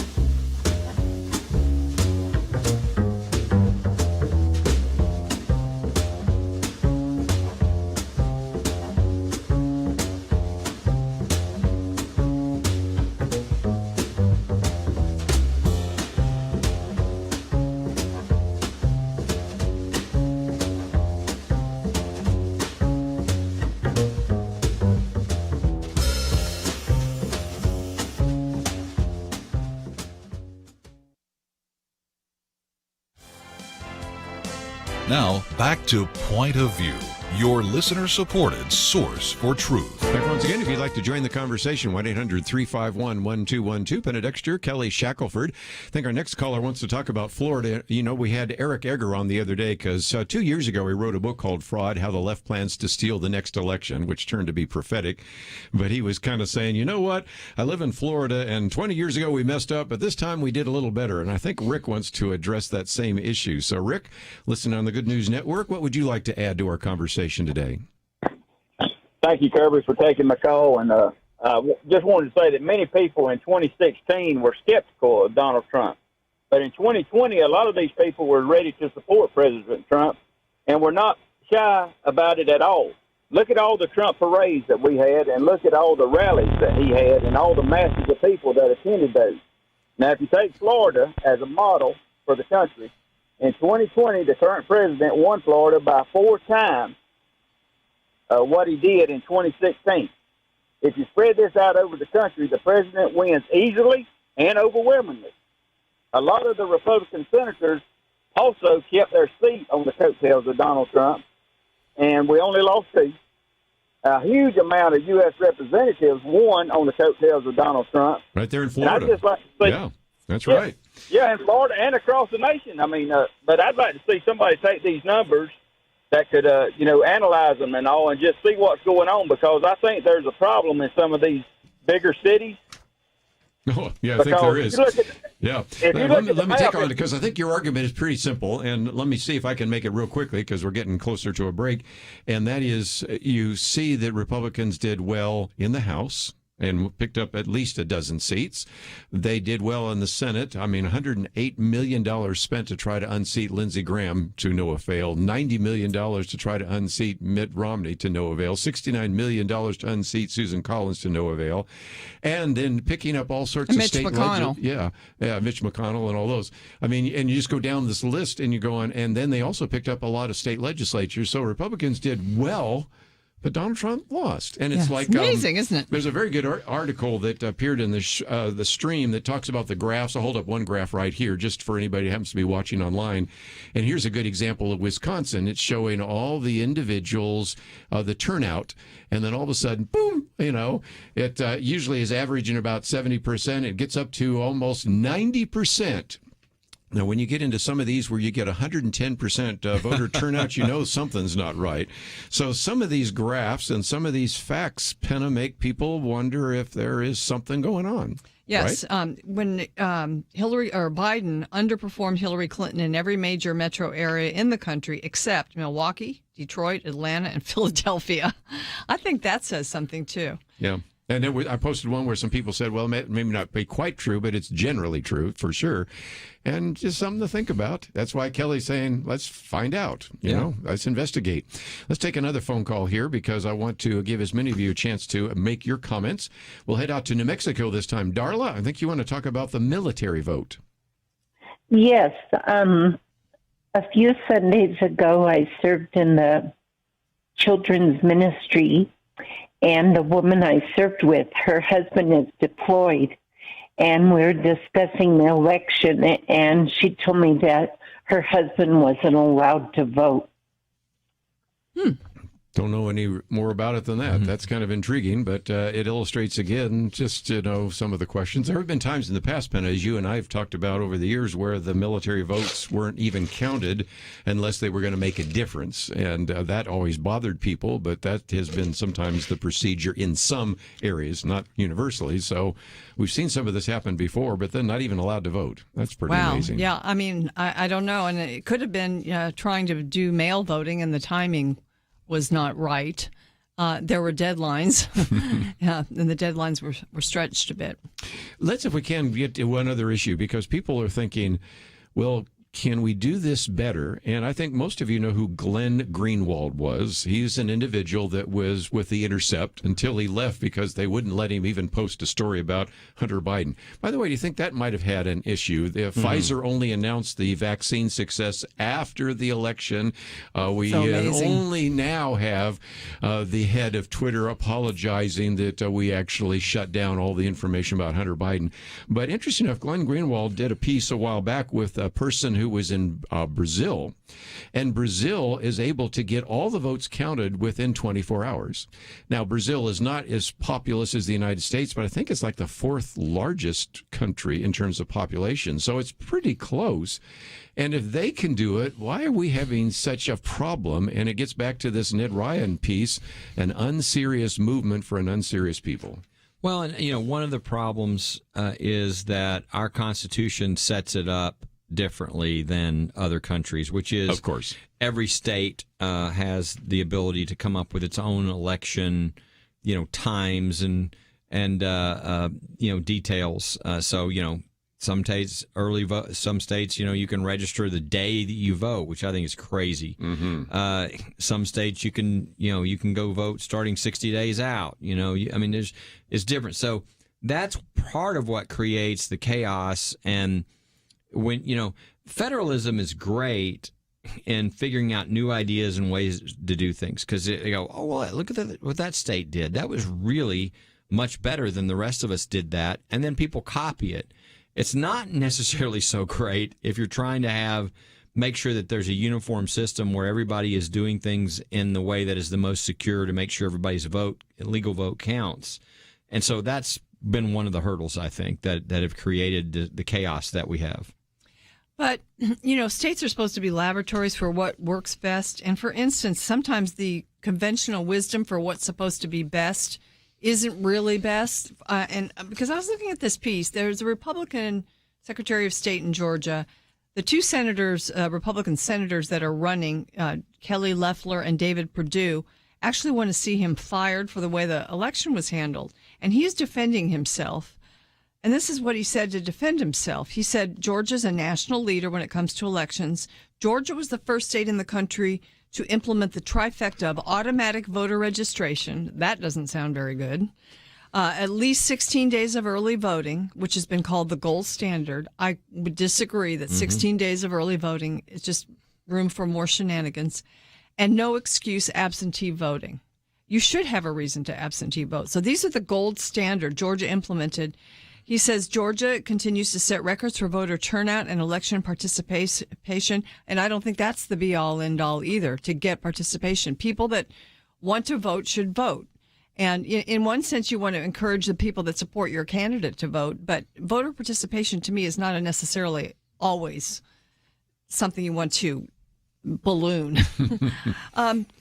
And so, the conventional wisdom is moving, even for Republicans, to something that is less secure, less safe. And I mean, we're not going to have a national voting system, but it would be good for us in this process that's taking place in the courts for us to see what works well and what doesn't. Perhaps that will at least advance that cause. The one really good piece of news for the Republican side is that they not only held on to all these state legislatures, but they actually picked up 3 or 4, I think. Yes, they did. And reapportionment. That's going to be really huge for redistricting. Yeah. For instance, Texas, if they had lost, I think they brought in $30 to $40 million on these little state house races, the Democratic side, and they got nothing. I mean, now if they had picked them up, they could have flipped. I think just by the redrafting of the lines, they could have changed 8 U.S. Congress seats from Republican to Democrats. It's a huge deal, but they lost. Well, this same thing is true. These Republican-controlled legislatures, in that if they want to deal with the voting irregularities, they can do that now and put things in place in their legislature that makes all the voting in the future very secure. And again, suggesting that Kevin McCarthy might be Speaker of the House 2 years from now. That's right. Because of some very significant changes.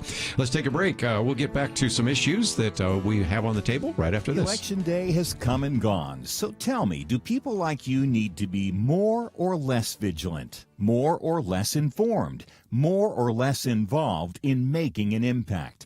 I think the answer is clear. Those who value freedom of conscience and religious liberty need to do more than ever to stand up for what the founders gave us and put America on track for greatness. Yes, we face challenges, but it's in the hard times that the greatest victories are seized and won. I urge you today, right now, to seize this opportunity and join the Point of View Radio Truth Team. Be part of the solution our nation needs. Visit pointofview.net/team or call 1-800-347-5151. The election is not the end of anything. It's another beginning. And when you join the Truth Team, you make it possible for millions of people to get the real news they desperately need and the practical marching orders that Kerby and the team at Point of View Radio give each day. Join us now in this critical moment. pointofview.net/team and 800-347-5151. Point of View will continue after this.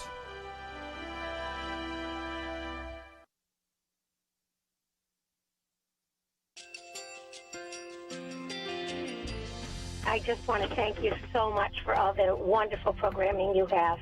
You're just absolutely fantastic. I recently started listening to Point of View, and I really found it interesting because of the different subjects you cover. Thank you for that. I really appreciate everything that you do in keeping us informed. Thank you, Kerby, for everything that you have been doing. I appreciate all the work that you're doing, advocating for the Word of God. Thank you so much. Point of view, I think, is absolutely necessary because it's a Christian perspective, a biblical worldview perspective, and receive very current, up-to-date information about what is really going on, week to week in our culture, which is changing so rapidly, and yet it's morally sliding backwards. Yeah, I'm just, first of all, I thank you guys. Y'all's program is wonderful, and enjoy it every day. I learn so much every time I listen to it. Point of View Radio Talk Show.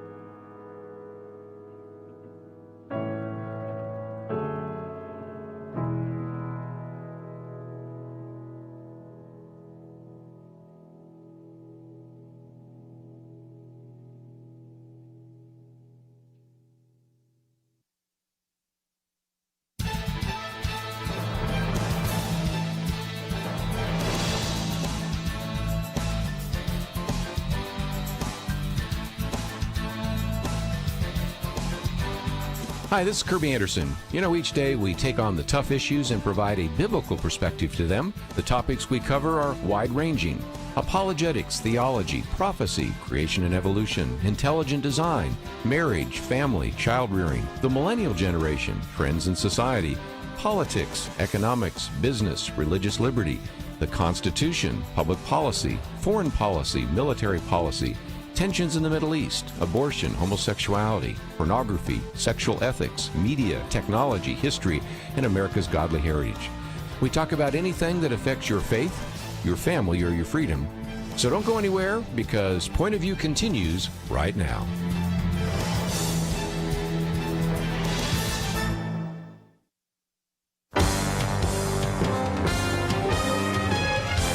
Across America, live. This is Point of View.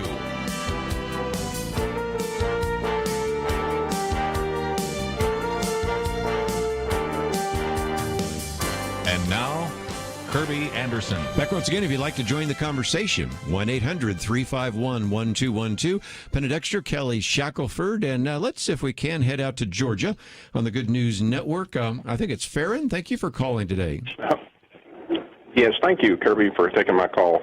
Question I've got is in Georgia for the senatorial races, because no one got 50.1 vote percent, they have a runoff. Why are they not doing that for the president? Because 62,000 libertarian votes would probably, I can't say for sure, but go towards Trump if neither Biden nor Trump had 50%. I wish they could do something like that, because you have seen where the third-party candidates, Ross Perot in 1992, Al Gore in 2000, have affected the election. But we don't have that, because it always relates to the fact that this is not a national election. It's 50 different state elections. And so some of these third-party candidates have an impact, and they certainly did in Georgia. I mean, David Perdue right now would be ready to swear on the oath of office, but because you had a third-party candidate, and of course Kelly Loeffler was with a whole, I think it was about 10 different candidates, but that's why they have that. But it does, I think, underscore something else. No, we don't have a national runoff, but Kelly, you've alluded to, and let's talk about this for just a minute. Yesterday, Dr. Richard Land went through all the implications of Democrats taking both of the Senate races. There are quite a number, aren't there? Yeah, there are. Let me make sure we're clear on the first question that the caller had. On the presidential election, it's controlled not by the state who wins the presidency. It's controlled by the Constitution. So even if you don't get a majority of the votes, there could be 3 candidates or whatever. The procedure for how you do the president is in there. You can't change it as a state. Right. Georgia can say, if you don't get 50% for senator, we can make you do a runoff in this special election. They cannot. They have no authority to do that for the presidency, because the Constitution establishes exactly how the president is picked. Georgia is such a big deal. I mean, I'll tell you, I was in a meeting about a little over a week ago, and speakers included people who, and the number of people said the same thing. Mark Levin, Ted Cruz. I mean, I could go through 5 or 6 people nationally that people would know of. They all said that if Biden wins the presidency and the 2 Georgia seats go to Democrats, their statements were, our country is over. Wow. And they were not trying to be hyperbolic. Why would they say that? Because they think, number one, that with a majority of the House, the Senate, because if it's 50-50 in the Senate, then the vice president breaks the vote. So you'd have a Kamala Harris would break the vote. So the Democrats would control it all. They think that, number one, they would change election law, which was their number one priority with this House. And what we just saw now with the mail-in ballots and all of this would be on steroids. Number two, they would make Puerto Rico and D.C. states. Which would provide 4 more liberal senators in the Senate.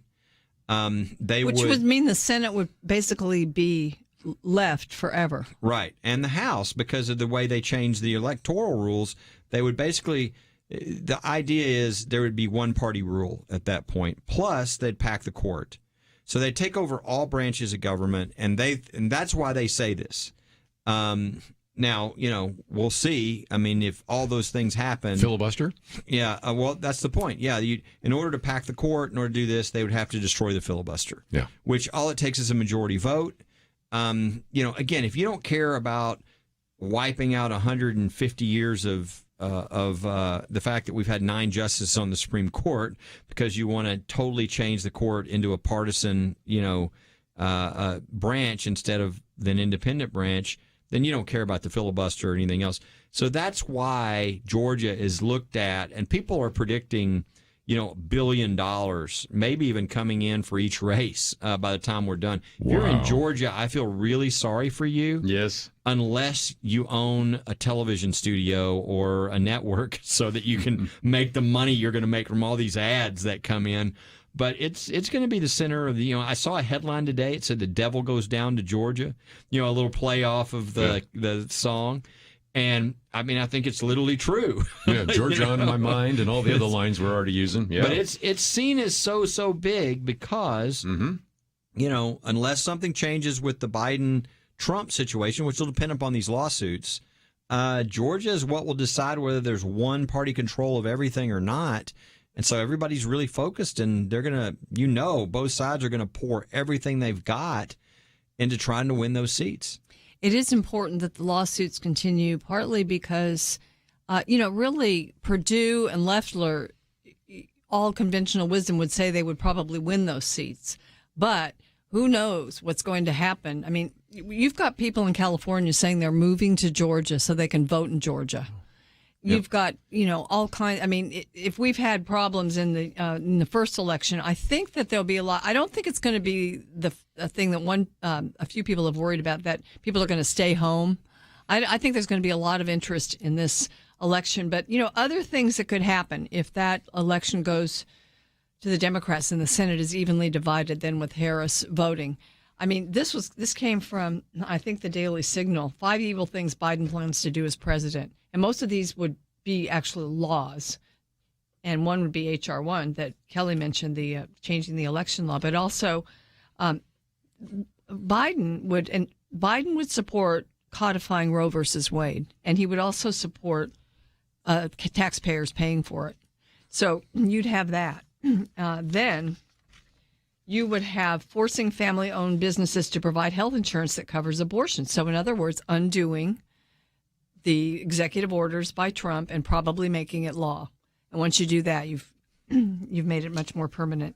And then forcing public schools to treat biological males as females and biological females as males, which would ruin athletics, and it would just be contrary to most Americans' feelings on this, contrary to biology and reality. Excuse me. And, Biden is fine with all that stuff now. He has said that in a debate. Yep. And then the fifth one that Heritage Foundation points out would be forcing insurance companies and healthcare providers to do the gender surgeries, to do abortions, to violate their religious beliefs and conscience.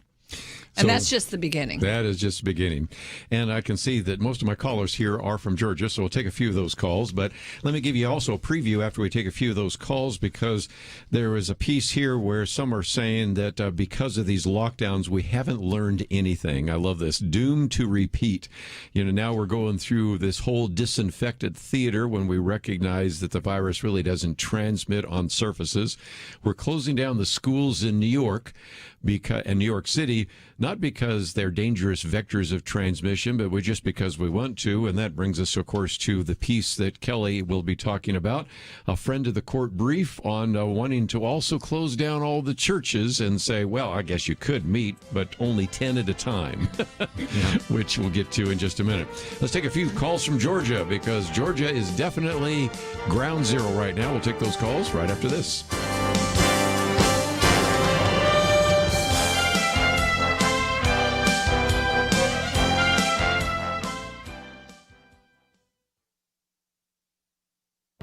This is Viewpoints with Kerby Anderson.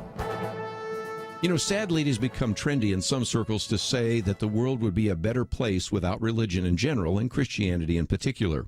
I really do wonder if professors, commentators, and people on social media really believe this or just saying it without any serious reflection. As I like to sometimes say to my atheist acquaintances, I see lots of Catholic hospitals, Presbyterian hospitals, and Baptist hospitals. I've never seen a humanist hospital. In his new book, Unimaginable, What Our World Would Be Like Without Christianity, Jeremiah Johnson explains what the world was like before Christianity and what the world would be like without Christianity. He then concludes by talking about the benefits in a world with Christianity. He was in my radio studio talking about the influence of atheism on our world and then concluded by talking about the positive influence from Christianity in our world today.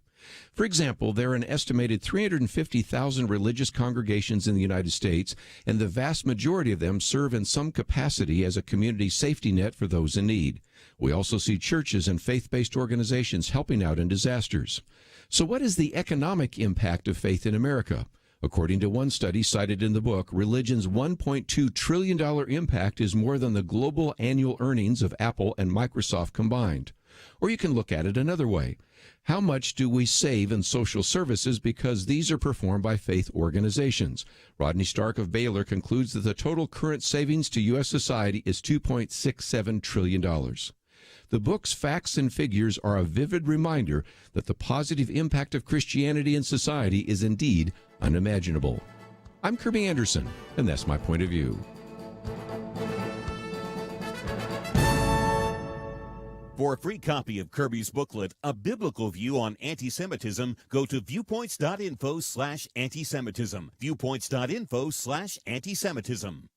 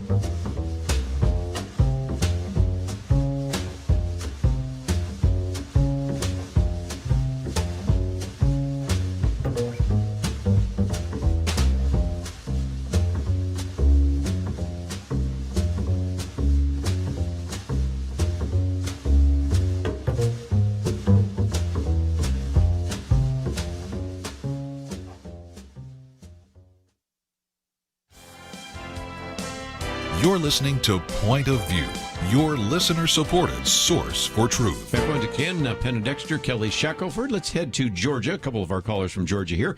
Mary, thank you for joining us today here on Point of View. Hi. I'm calling, can you hear me? Yes, I certainly can. I'm calling to find out. I understand that our votes are not being counted individually, that they're being analytically counted. I think And that's I'm the trying to principle understand, is that behind right? some of the setting of voting machines certain ways. And to me, I just don't understand that either. I think you count the votes.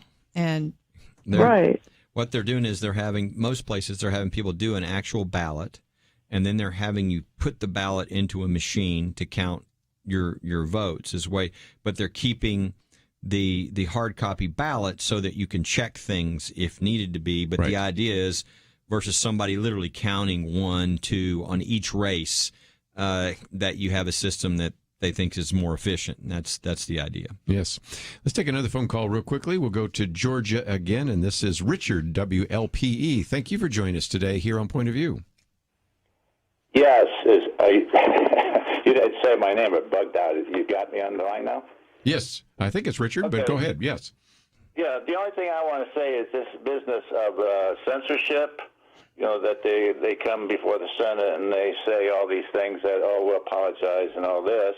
Well, Adam West put on a thing on Facebook yesterday or the day before. I guess he was at his mother-in-law's house, but his wife's mom had just passed away. But he heard that Warnock, who's running in Georgia, had bashed the military, and he made his comments on how disgusting he thought that was. Right. and I sent it out to friends of mine. They came back, and it's been deleted. Yep. That's. I thought we would get to that because Alan West had said yes about Raphael Warnock, and he's the individual running against Kelly Loeffler. And, of course, he has said some things about the military and whatever, but apparently all you have to do is say something that's Twitter doesn't like, and they will shut you down. Yeah, it's very disturbing what's going on now with the tech people. I mean, we're talking about Google, Twitter, Facebook. I think they're the greatest danger to our country of anything that exists. And I think if something's not done, we're pretty much not going to have our country anymore. I mean, they just threw their weight behind people in an election. They're literally censoring the president of the United States. But this is a great example. Just, was it 2 days ago, Kerby? I think the study came out, a very well done, extensive 6,000 people studied, a Danish study. Yes, Danish study on whether masks are effective. And the answer was the masks are not effective for the mask wearer. It doesn't help you with regard to the coronavirus. There's no study yet that's definitive or whatever like this. It's harder to do whether the mask help other people. Like, in other words, let's say you have it. Does the mask? I think the general belief is no, because the problem is that the virus is so much smaller than what the mask is blocking that things go through and come in and out, and it doesn't really make any difference. But that is a study. Okay, let's say there's another study that comes out that disagrees with it at some point. Okay, but what happened yesterday is, I mean, I think a lot of people know Tom Fitton, for instance. He's been on. Tom Fitton of Judicial Watch. Tom's a friend of mine. Tom posted a study, and they shut down his account on Twitter for 12 hours. For what? For posting a study, a very reputable one, by the way. Very reputable study. Yeah, this is in Reuters. Reuters published it, no problem. Yeah. You put it in Twitter, you get shut down. And then Jim DeMint, former U.S. Senator, who's leading a big national conservative group, he puts up, I can't believe they just shut down Tom Fitton, and he cites it. They shut him down. They shut Jim DeMint down, and too. so what's going on is really disturbing. Sounds like soft totalitarianism, that's right? That's exactly soft right. Totalitarianism. It's and then Google, by the way, I know the caller was referring to the if anybody hasn't seen the testimony, go back and look at the testimony of both Twitter, Jack Dorsey and Zuckerberg. Was it Thursday or Wednesday or anyway? Covered some of it. Yes. Go back and look at it. Look at what Congressman Hawley brought out, and I mean, what Facebook is doing to pull your information from places that you have no idea. It's an incredible violation of privacy and of every American would be incredibly uncomfortable with what they learn. This is, and Google, by the way, refused to even show up. Okay, so they're the worst of all, and Google is not American, and so this has to be gotten under control, or we're not going to have a country because we're not going to have any freedom to speak and to get this information out. The information on Warnock is important. I saw the video. This is a sermon in his church where he does say this about serving in the military, serving the military and being a Christian. And so the idea that, again, Twitter would take something off or ban it or whatever, I mean, really, we don't need Twitter to monitor our conversations. The whole point in this country is that bad speech or speech which you think is not right is countered best, not by the government telling us what is right or some big corporation. But, I mean, again, all this stuff sounds like 1984. But bad speech or speech you disagree with is countered by other speech. That's how we get to the truth. That's what this country is all about. Yeah, you add more information. For instance, when we have studies that come out, I mean, how many times do we have an issue and we have studies on both sides of the issue?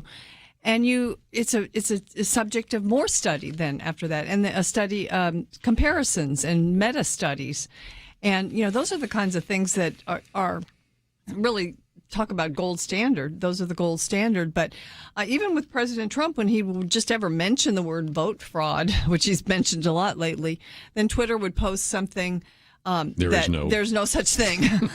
And Jack Dorsey defended that by saying, well, we just want people to get more information about it. Yeah.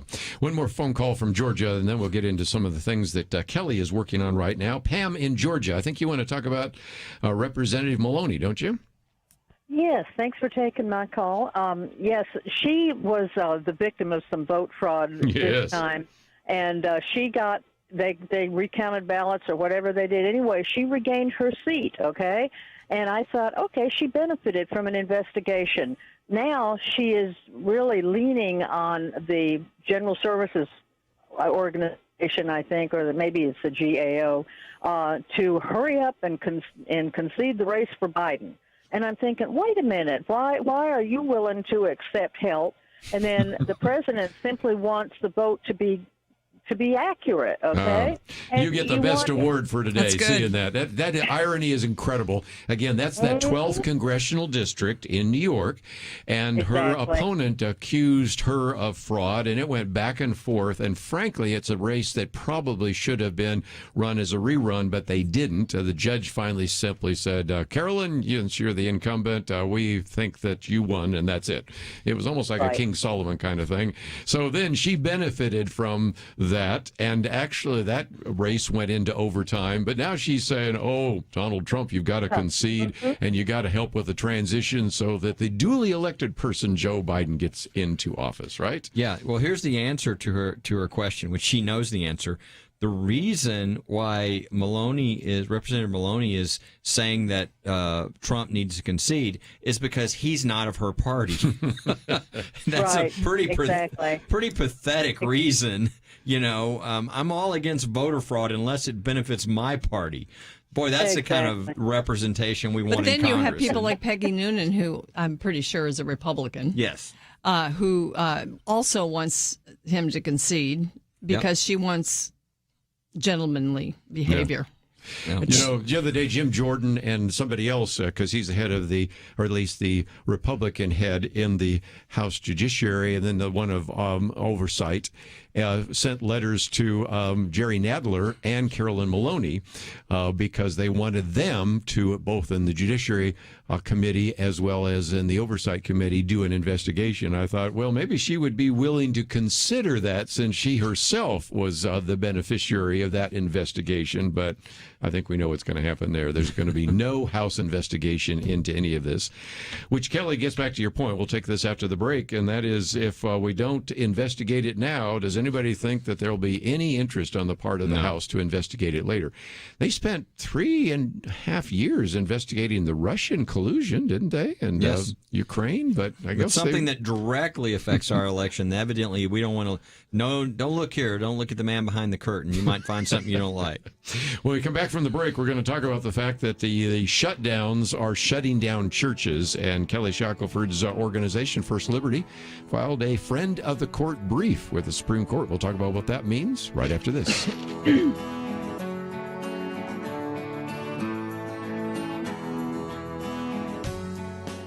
Having civil conversations about important issues seems to be harder and harder. Various media outlets tell people what they should believe, why they should be outraged, and getting people to actually think, well, it can be difficult.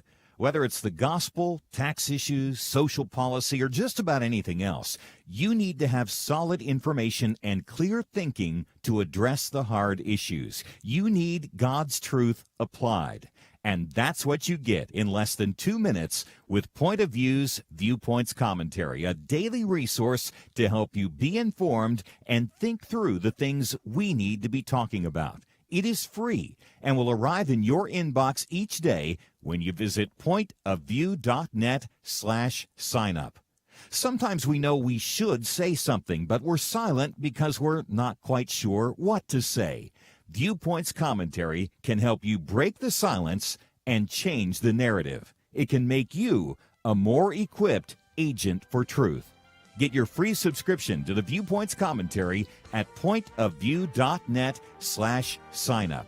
Pointofview.net/signup. Point of View will continue after this.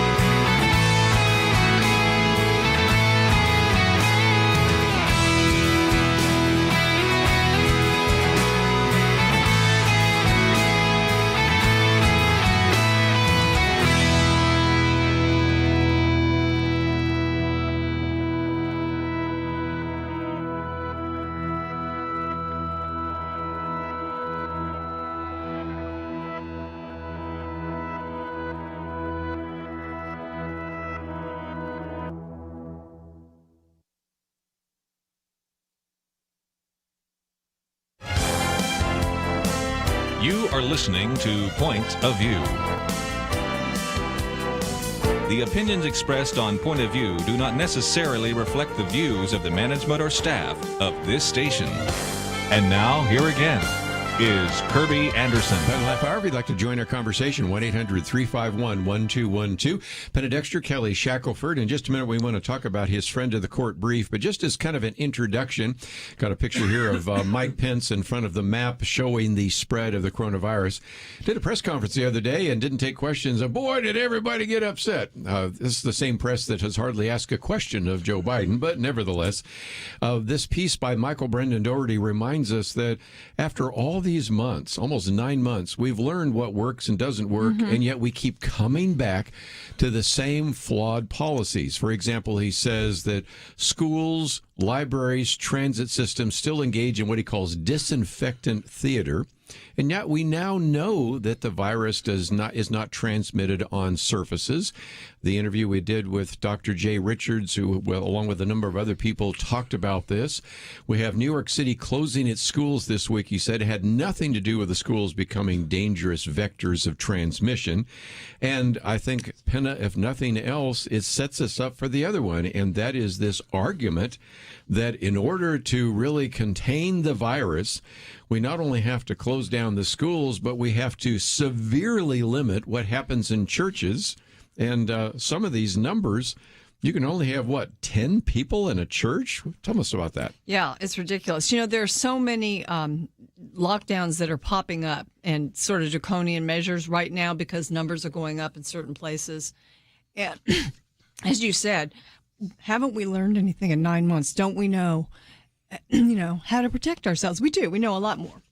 But churches, excuse me, I'm losing something here. Churches are really a target still, especially in states with governors with leftist tendencies. And one state is being fought now. Kelly and his organization actually filed a friend of the court brief in, this is the case, Roman Catholic Diocese of Brooklyn versus Cuomo. And the U.S. Supreme Court is being asked to grant an emergency injunction against restrictions on houses of worship ordered by New York Governor Andrew Cuomo. And they cap it in certain regions of New York at 10 people or 25 people in the church. And then, other regions, it can go up a little bit. But these are small numbers. These are, they say that they want to follow the science, but this is just overkill. Even if it even is scientific. And part of the reason for this, Kelly, and you can explain a little more, there was another bad decision that took place, I think it was over the summer. And because that decision was made by the Supreme Court in a time of rising infections, which this one sort of is too, now, instead of just being an emergency decision that has allowed the church out in California to be locked down, it's becoming a precedent. It's becoming cited in other cases. That's not supposed to happen. So you need to get at it. And that's what you guys are about, isn't it? Yeah, this is, people need to understand, what does the order say in New York? It says that you can only have 10, or if you're in an area that's not quite as bad, 25 people in your worship service. Number one, it's pretty clear, their own comments say this was really aimed because they were angry at Orthodox Jews, which is a problem in and of itself. But their order doesn't say that because they don't want to look so obvious. So they included all the churches. And the plaintiff in one of these appeals is the Archdiocese of Brooklyn, which the judge admits below is one of the model citizens in how they've done safety with regard to this.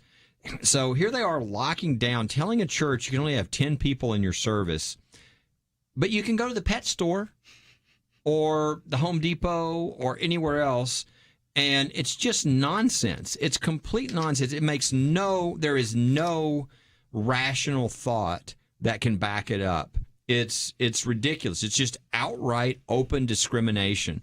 In fact, if you ask me, I would argue, and we would argue in court, that it's actually safer in the church.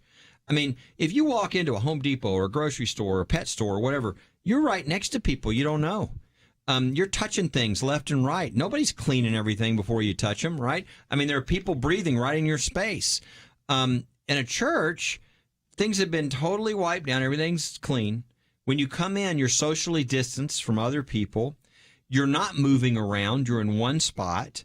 You're in there for an hour, okay? Not in and out of places all day.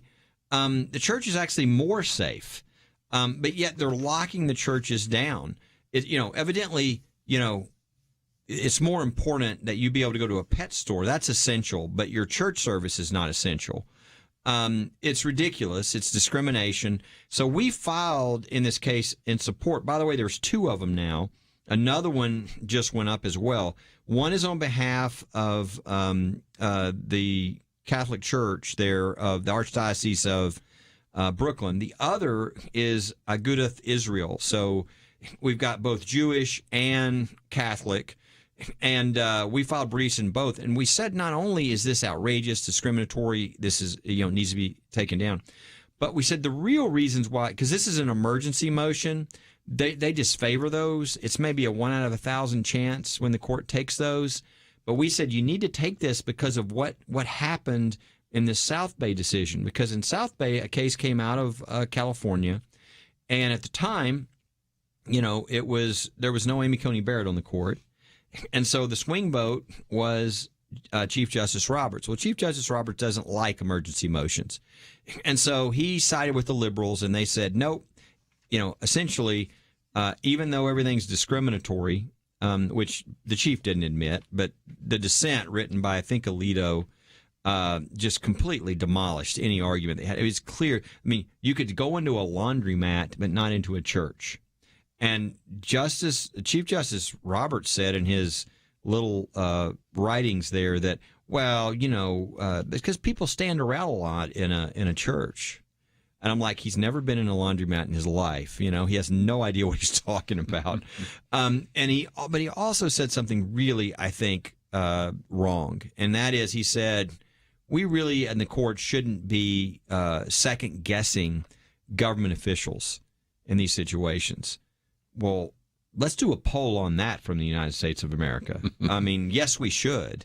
And the Constitution isn't put aside because some mayor comes up with an order in their basement. I mean, this is ridiculous. These are our most fundamental rights. So that, by the way, is not supposed to be precedent because it's an emergency motion. Right. And it's not something they spend a lot of time. There's not a lot of briefing. It's not precedent, but the lower courts are all using it like precedent, and they're using it to shut things down and basically say the government officials have authority to do whatever they want. Mm-hmm. And so we've asked the court to take these cases to clean that up because, what's happening is it's being used as a massive weapon against the Constitution. And so we're hoping that the court will take this. Again, this is why the Amy Coney Barrett confirmation was so important, one of many reasons, because we feel a lot better about where she will be on religious freedom and the importance of it than, unfortunately, the chief has been. And hopefully we're now going to see some change. We'll see. Again, it's an emergency motion. It's very extraordinary, but I still think something has to be done, and I'm hopeful that something will be done. Back when all of this started and churches were shutting down for safety, and as you said, we've learned a lot about the virus and how to protect ourselves, but people were willing for a few weeks. And then I remember just getting very antsy about it, and that was about the time my church opened. And I noticed, even if you're in the foyer coming into the church and you're just standing around talking, somebody's going to give you the evil eye. I mean, they really do try to keep people distanced and all that, and still trying to maintain the liturgy and just the atmosphere of worship, which we need and we're commanded to do as believers.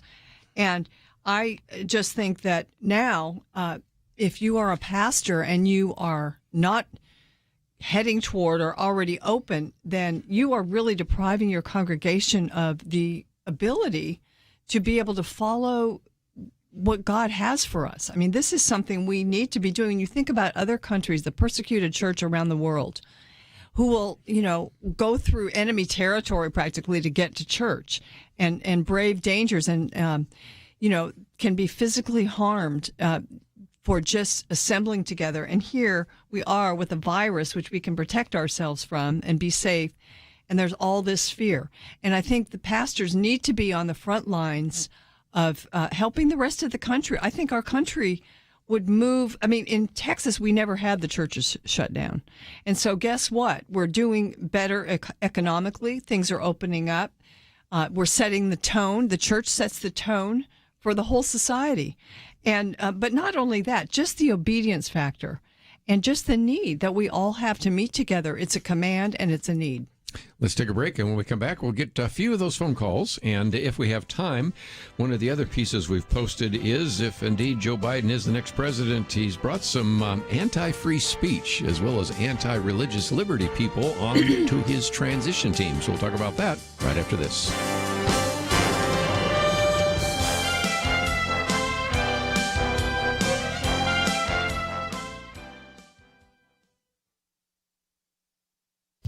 A faith-based foster care agency, Catholic Social Services, is suing the city of Philadelphia to restore its right to place foster children in homes. Children deemed in need of foster care are wards of the state. Governments partner with private agencies to recruit, evaluate, and endorse families for fostering. But Philadelphia is refusing to work with Catholic Social Services unless the agency consents to endorsing same-sex married or unmarried couples as foster parents. The city is thus depriving the agency of the right to help these children in need unless it consents to violating its traditional Christian beliefs about marriage. Make no mistake, this is not about kids. It's about punishing anyone, especially religious people and organizations, who won't accept a distorted definition of marriage. Dr. Ryan Anderson at Heritage Foundation calls it an attempt at imposing a sexual orthodoxy on the nation. Two committed foster moms joined Catholic Social Services in the lawsuit, Fulton v. City of Philadelphia.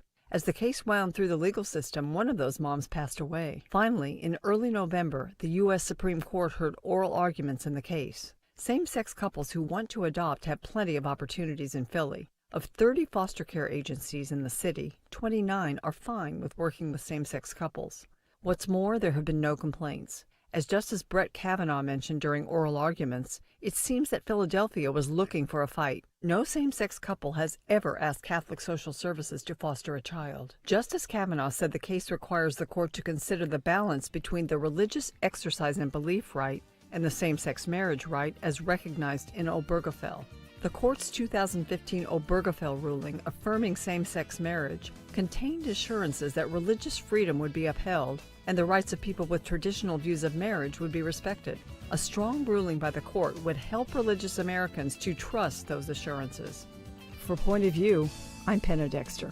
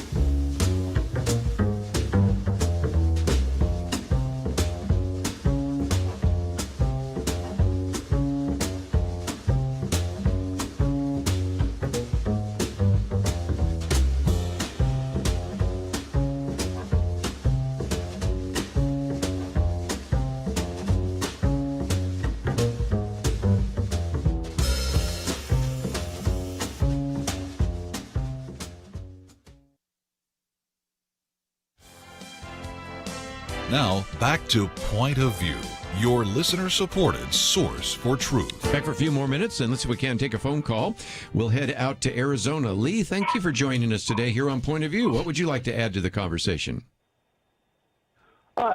I'm Lee. I'm here in the Verde Valley, and I listen to you guys, and I appreciate your program. I'm on KNLB here, and so I guess I wanted to maybe come in with a little bit of encouraging, something encouraging, because I know things look kind of dark and bleak, and I definitely, even though I shouldn't be shocked, I am definitely, kind of scratching my head at this whole thing about the election.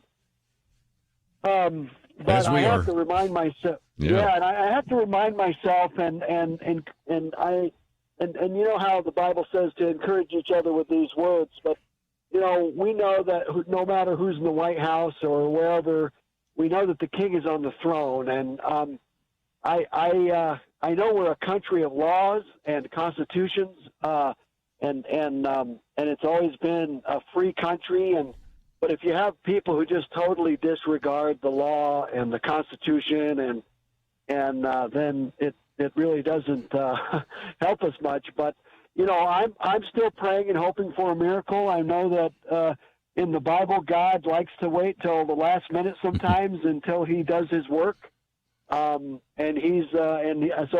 I have to encourage myself and continue to keep focused on, God's in control of this whole thing, and whether He wants to take us out of here before the bad stuff happens, or if He wants to get us through, give us the grace to get through it, that's what He's going to do. Very good word. Mm-hmm. And just a reminder that God is not caught off guard by any of this. But at the same time, we have a responsibility to be salt and light, don't we? Yep. Well, I get into the details and get all mad during the day. But then I try at night before I try to go to sleep to remember that, we are the Lord's. The Lord is in control. We're going to have a role as a body of Christ, whichever person is in the White House and whatever kind of government we live under. But still, we have this great opportunity in this country to have a government that lets us be free. And to be good stewards of that freedom, we need to make sure the right things happen in elections to the best of our ability. Yeah, I think more people are praying right now in the country than I've ever seen. That is true. And I think that's a good thing. I think there is a reliance on the Lord right now. And as the caller just said, I think the Red Sea moments where the Israelites are backed up against the Red Sea and the Egyptian army is coming at them happens a lot because God likes to open that sea and say, go ahead and walk through. So we'll see what God's going to do. But I think it's just a reminder that we all really need to be in prayer. Because, look, on a spiritual level, if our country were to turn into something horrible, would that affect where any of us are going? And no, it would make things more difficult on this earth. But I think most of us also want our children and our grandchildren to have the freedoms we had. And so we need to be good stewards and do everything in our power. And I think right now, for most people, that means the one thing they can do is pray. Pray and stand for the truth. When you wake up in the middle of the night, that's something you can definitely do. We're also a beacon of freedom to the world. So if America becomes socialist and a totalitarian country, then, what country is out there as an example of freedom? There are a lot of countries now are already deemed freer than we are, but we still are the largest and the most visible. This is the last Friday I will have before Thanksgiving, and Kelly has a wonderful video which is called Thankfulness in Uncertain Times, about a minute and a half, and it's right at firstliberty.org. And a couple of hours ago, most of our national audience didn't hear the conversation we had about the fact that it's the 400th anniversary of the Pilgrims. So we did post some material about the speech by Senator Tom Cotton and even the 1620 Project, which I think is much better than the 1619 Project about slavery. So there are some, I think, really good things to think about in terms of our thankfulness, but more importantly, just a recognition that we've got a lot of victories. Kelly, even as I'm scrolling through her, I'm seeing things from First Liberty Live. I'm seeing the story about Gail Belair that you won. You just have 30 years of really fighting the fight. And in some respects, it's easy to get discouraged. But we've had a lot of victories in 2020, haven't we? Oh, huge. Mainly, I think of first the courts. We just got 2 more judges confirmed last week to the federal bench for life, 3 more out of committee. We're over 220 now. Obviously, Amy Coney Barrett was the last Supreme Court justice, and what that's going to mean for our future. We are literally changing the future when it comes to the courts. And religious freedom, while I don't have time to go through it in detail, I'll just say this. The short term, I would highly expect some serious conflict. There's going to be a lot of fights. The Bostock decision that came down is going to cause that. There's a lot of things that are going to lead to churches, religious organizations, individuals of conscience being in battles legally. The good news is, while that is going on the surface, long term, we are totally shifting religious freedom protections to be the greatest they've ever been in this country. So, and I tell people as I speak around the country right now, I don't know whether God's doing this because we're going to have a revival or whether it's going to get so hostile we're going to need this protection. But I just know he's doing it. Mm-hmm. So this is a good thing, that while you see a lot of things on the surface, realize in the religious freedom, these judges that we put on the court are taking us back to the Constitution, and it's reviving the free exercise clause. It's reviving the protections that we were supposed to have just in time, I think, for whatever God has next. So there's good news underneath, despite a lot of the things we're seeing on the surface. You know, my commentary this week was about a case at the Supreme Court with regard to a fostering agency, a religious one in Philadelphia.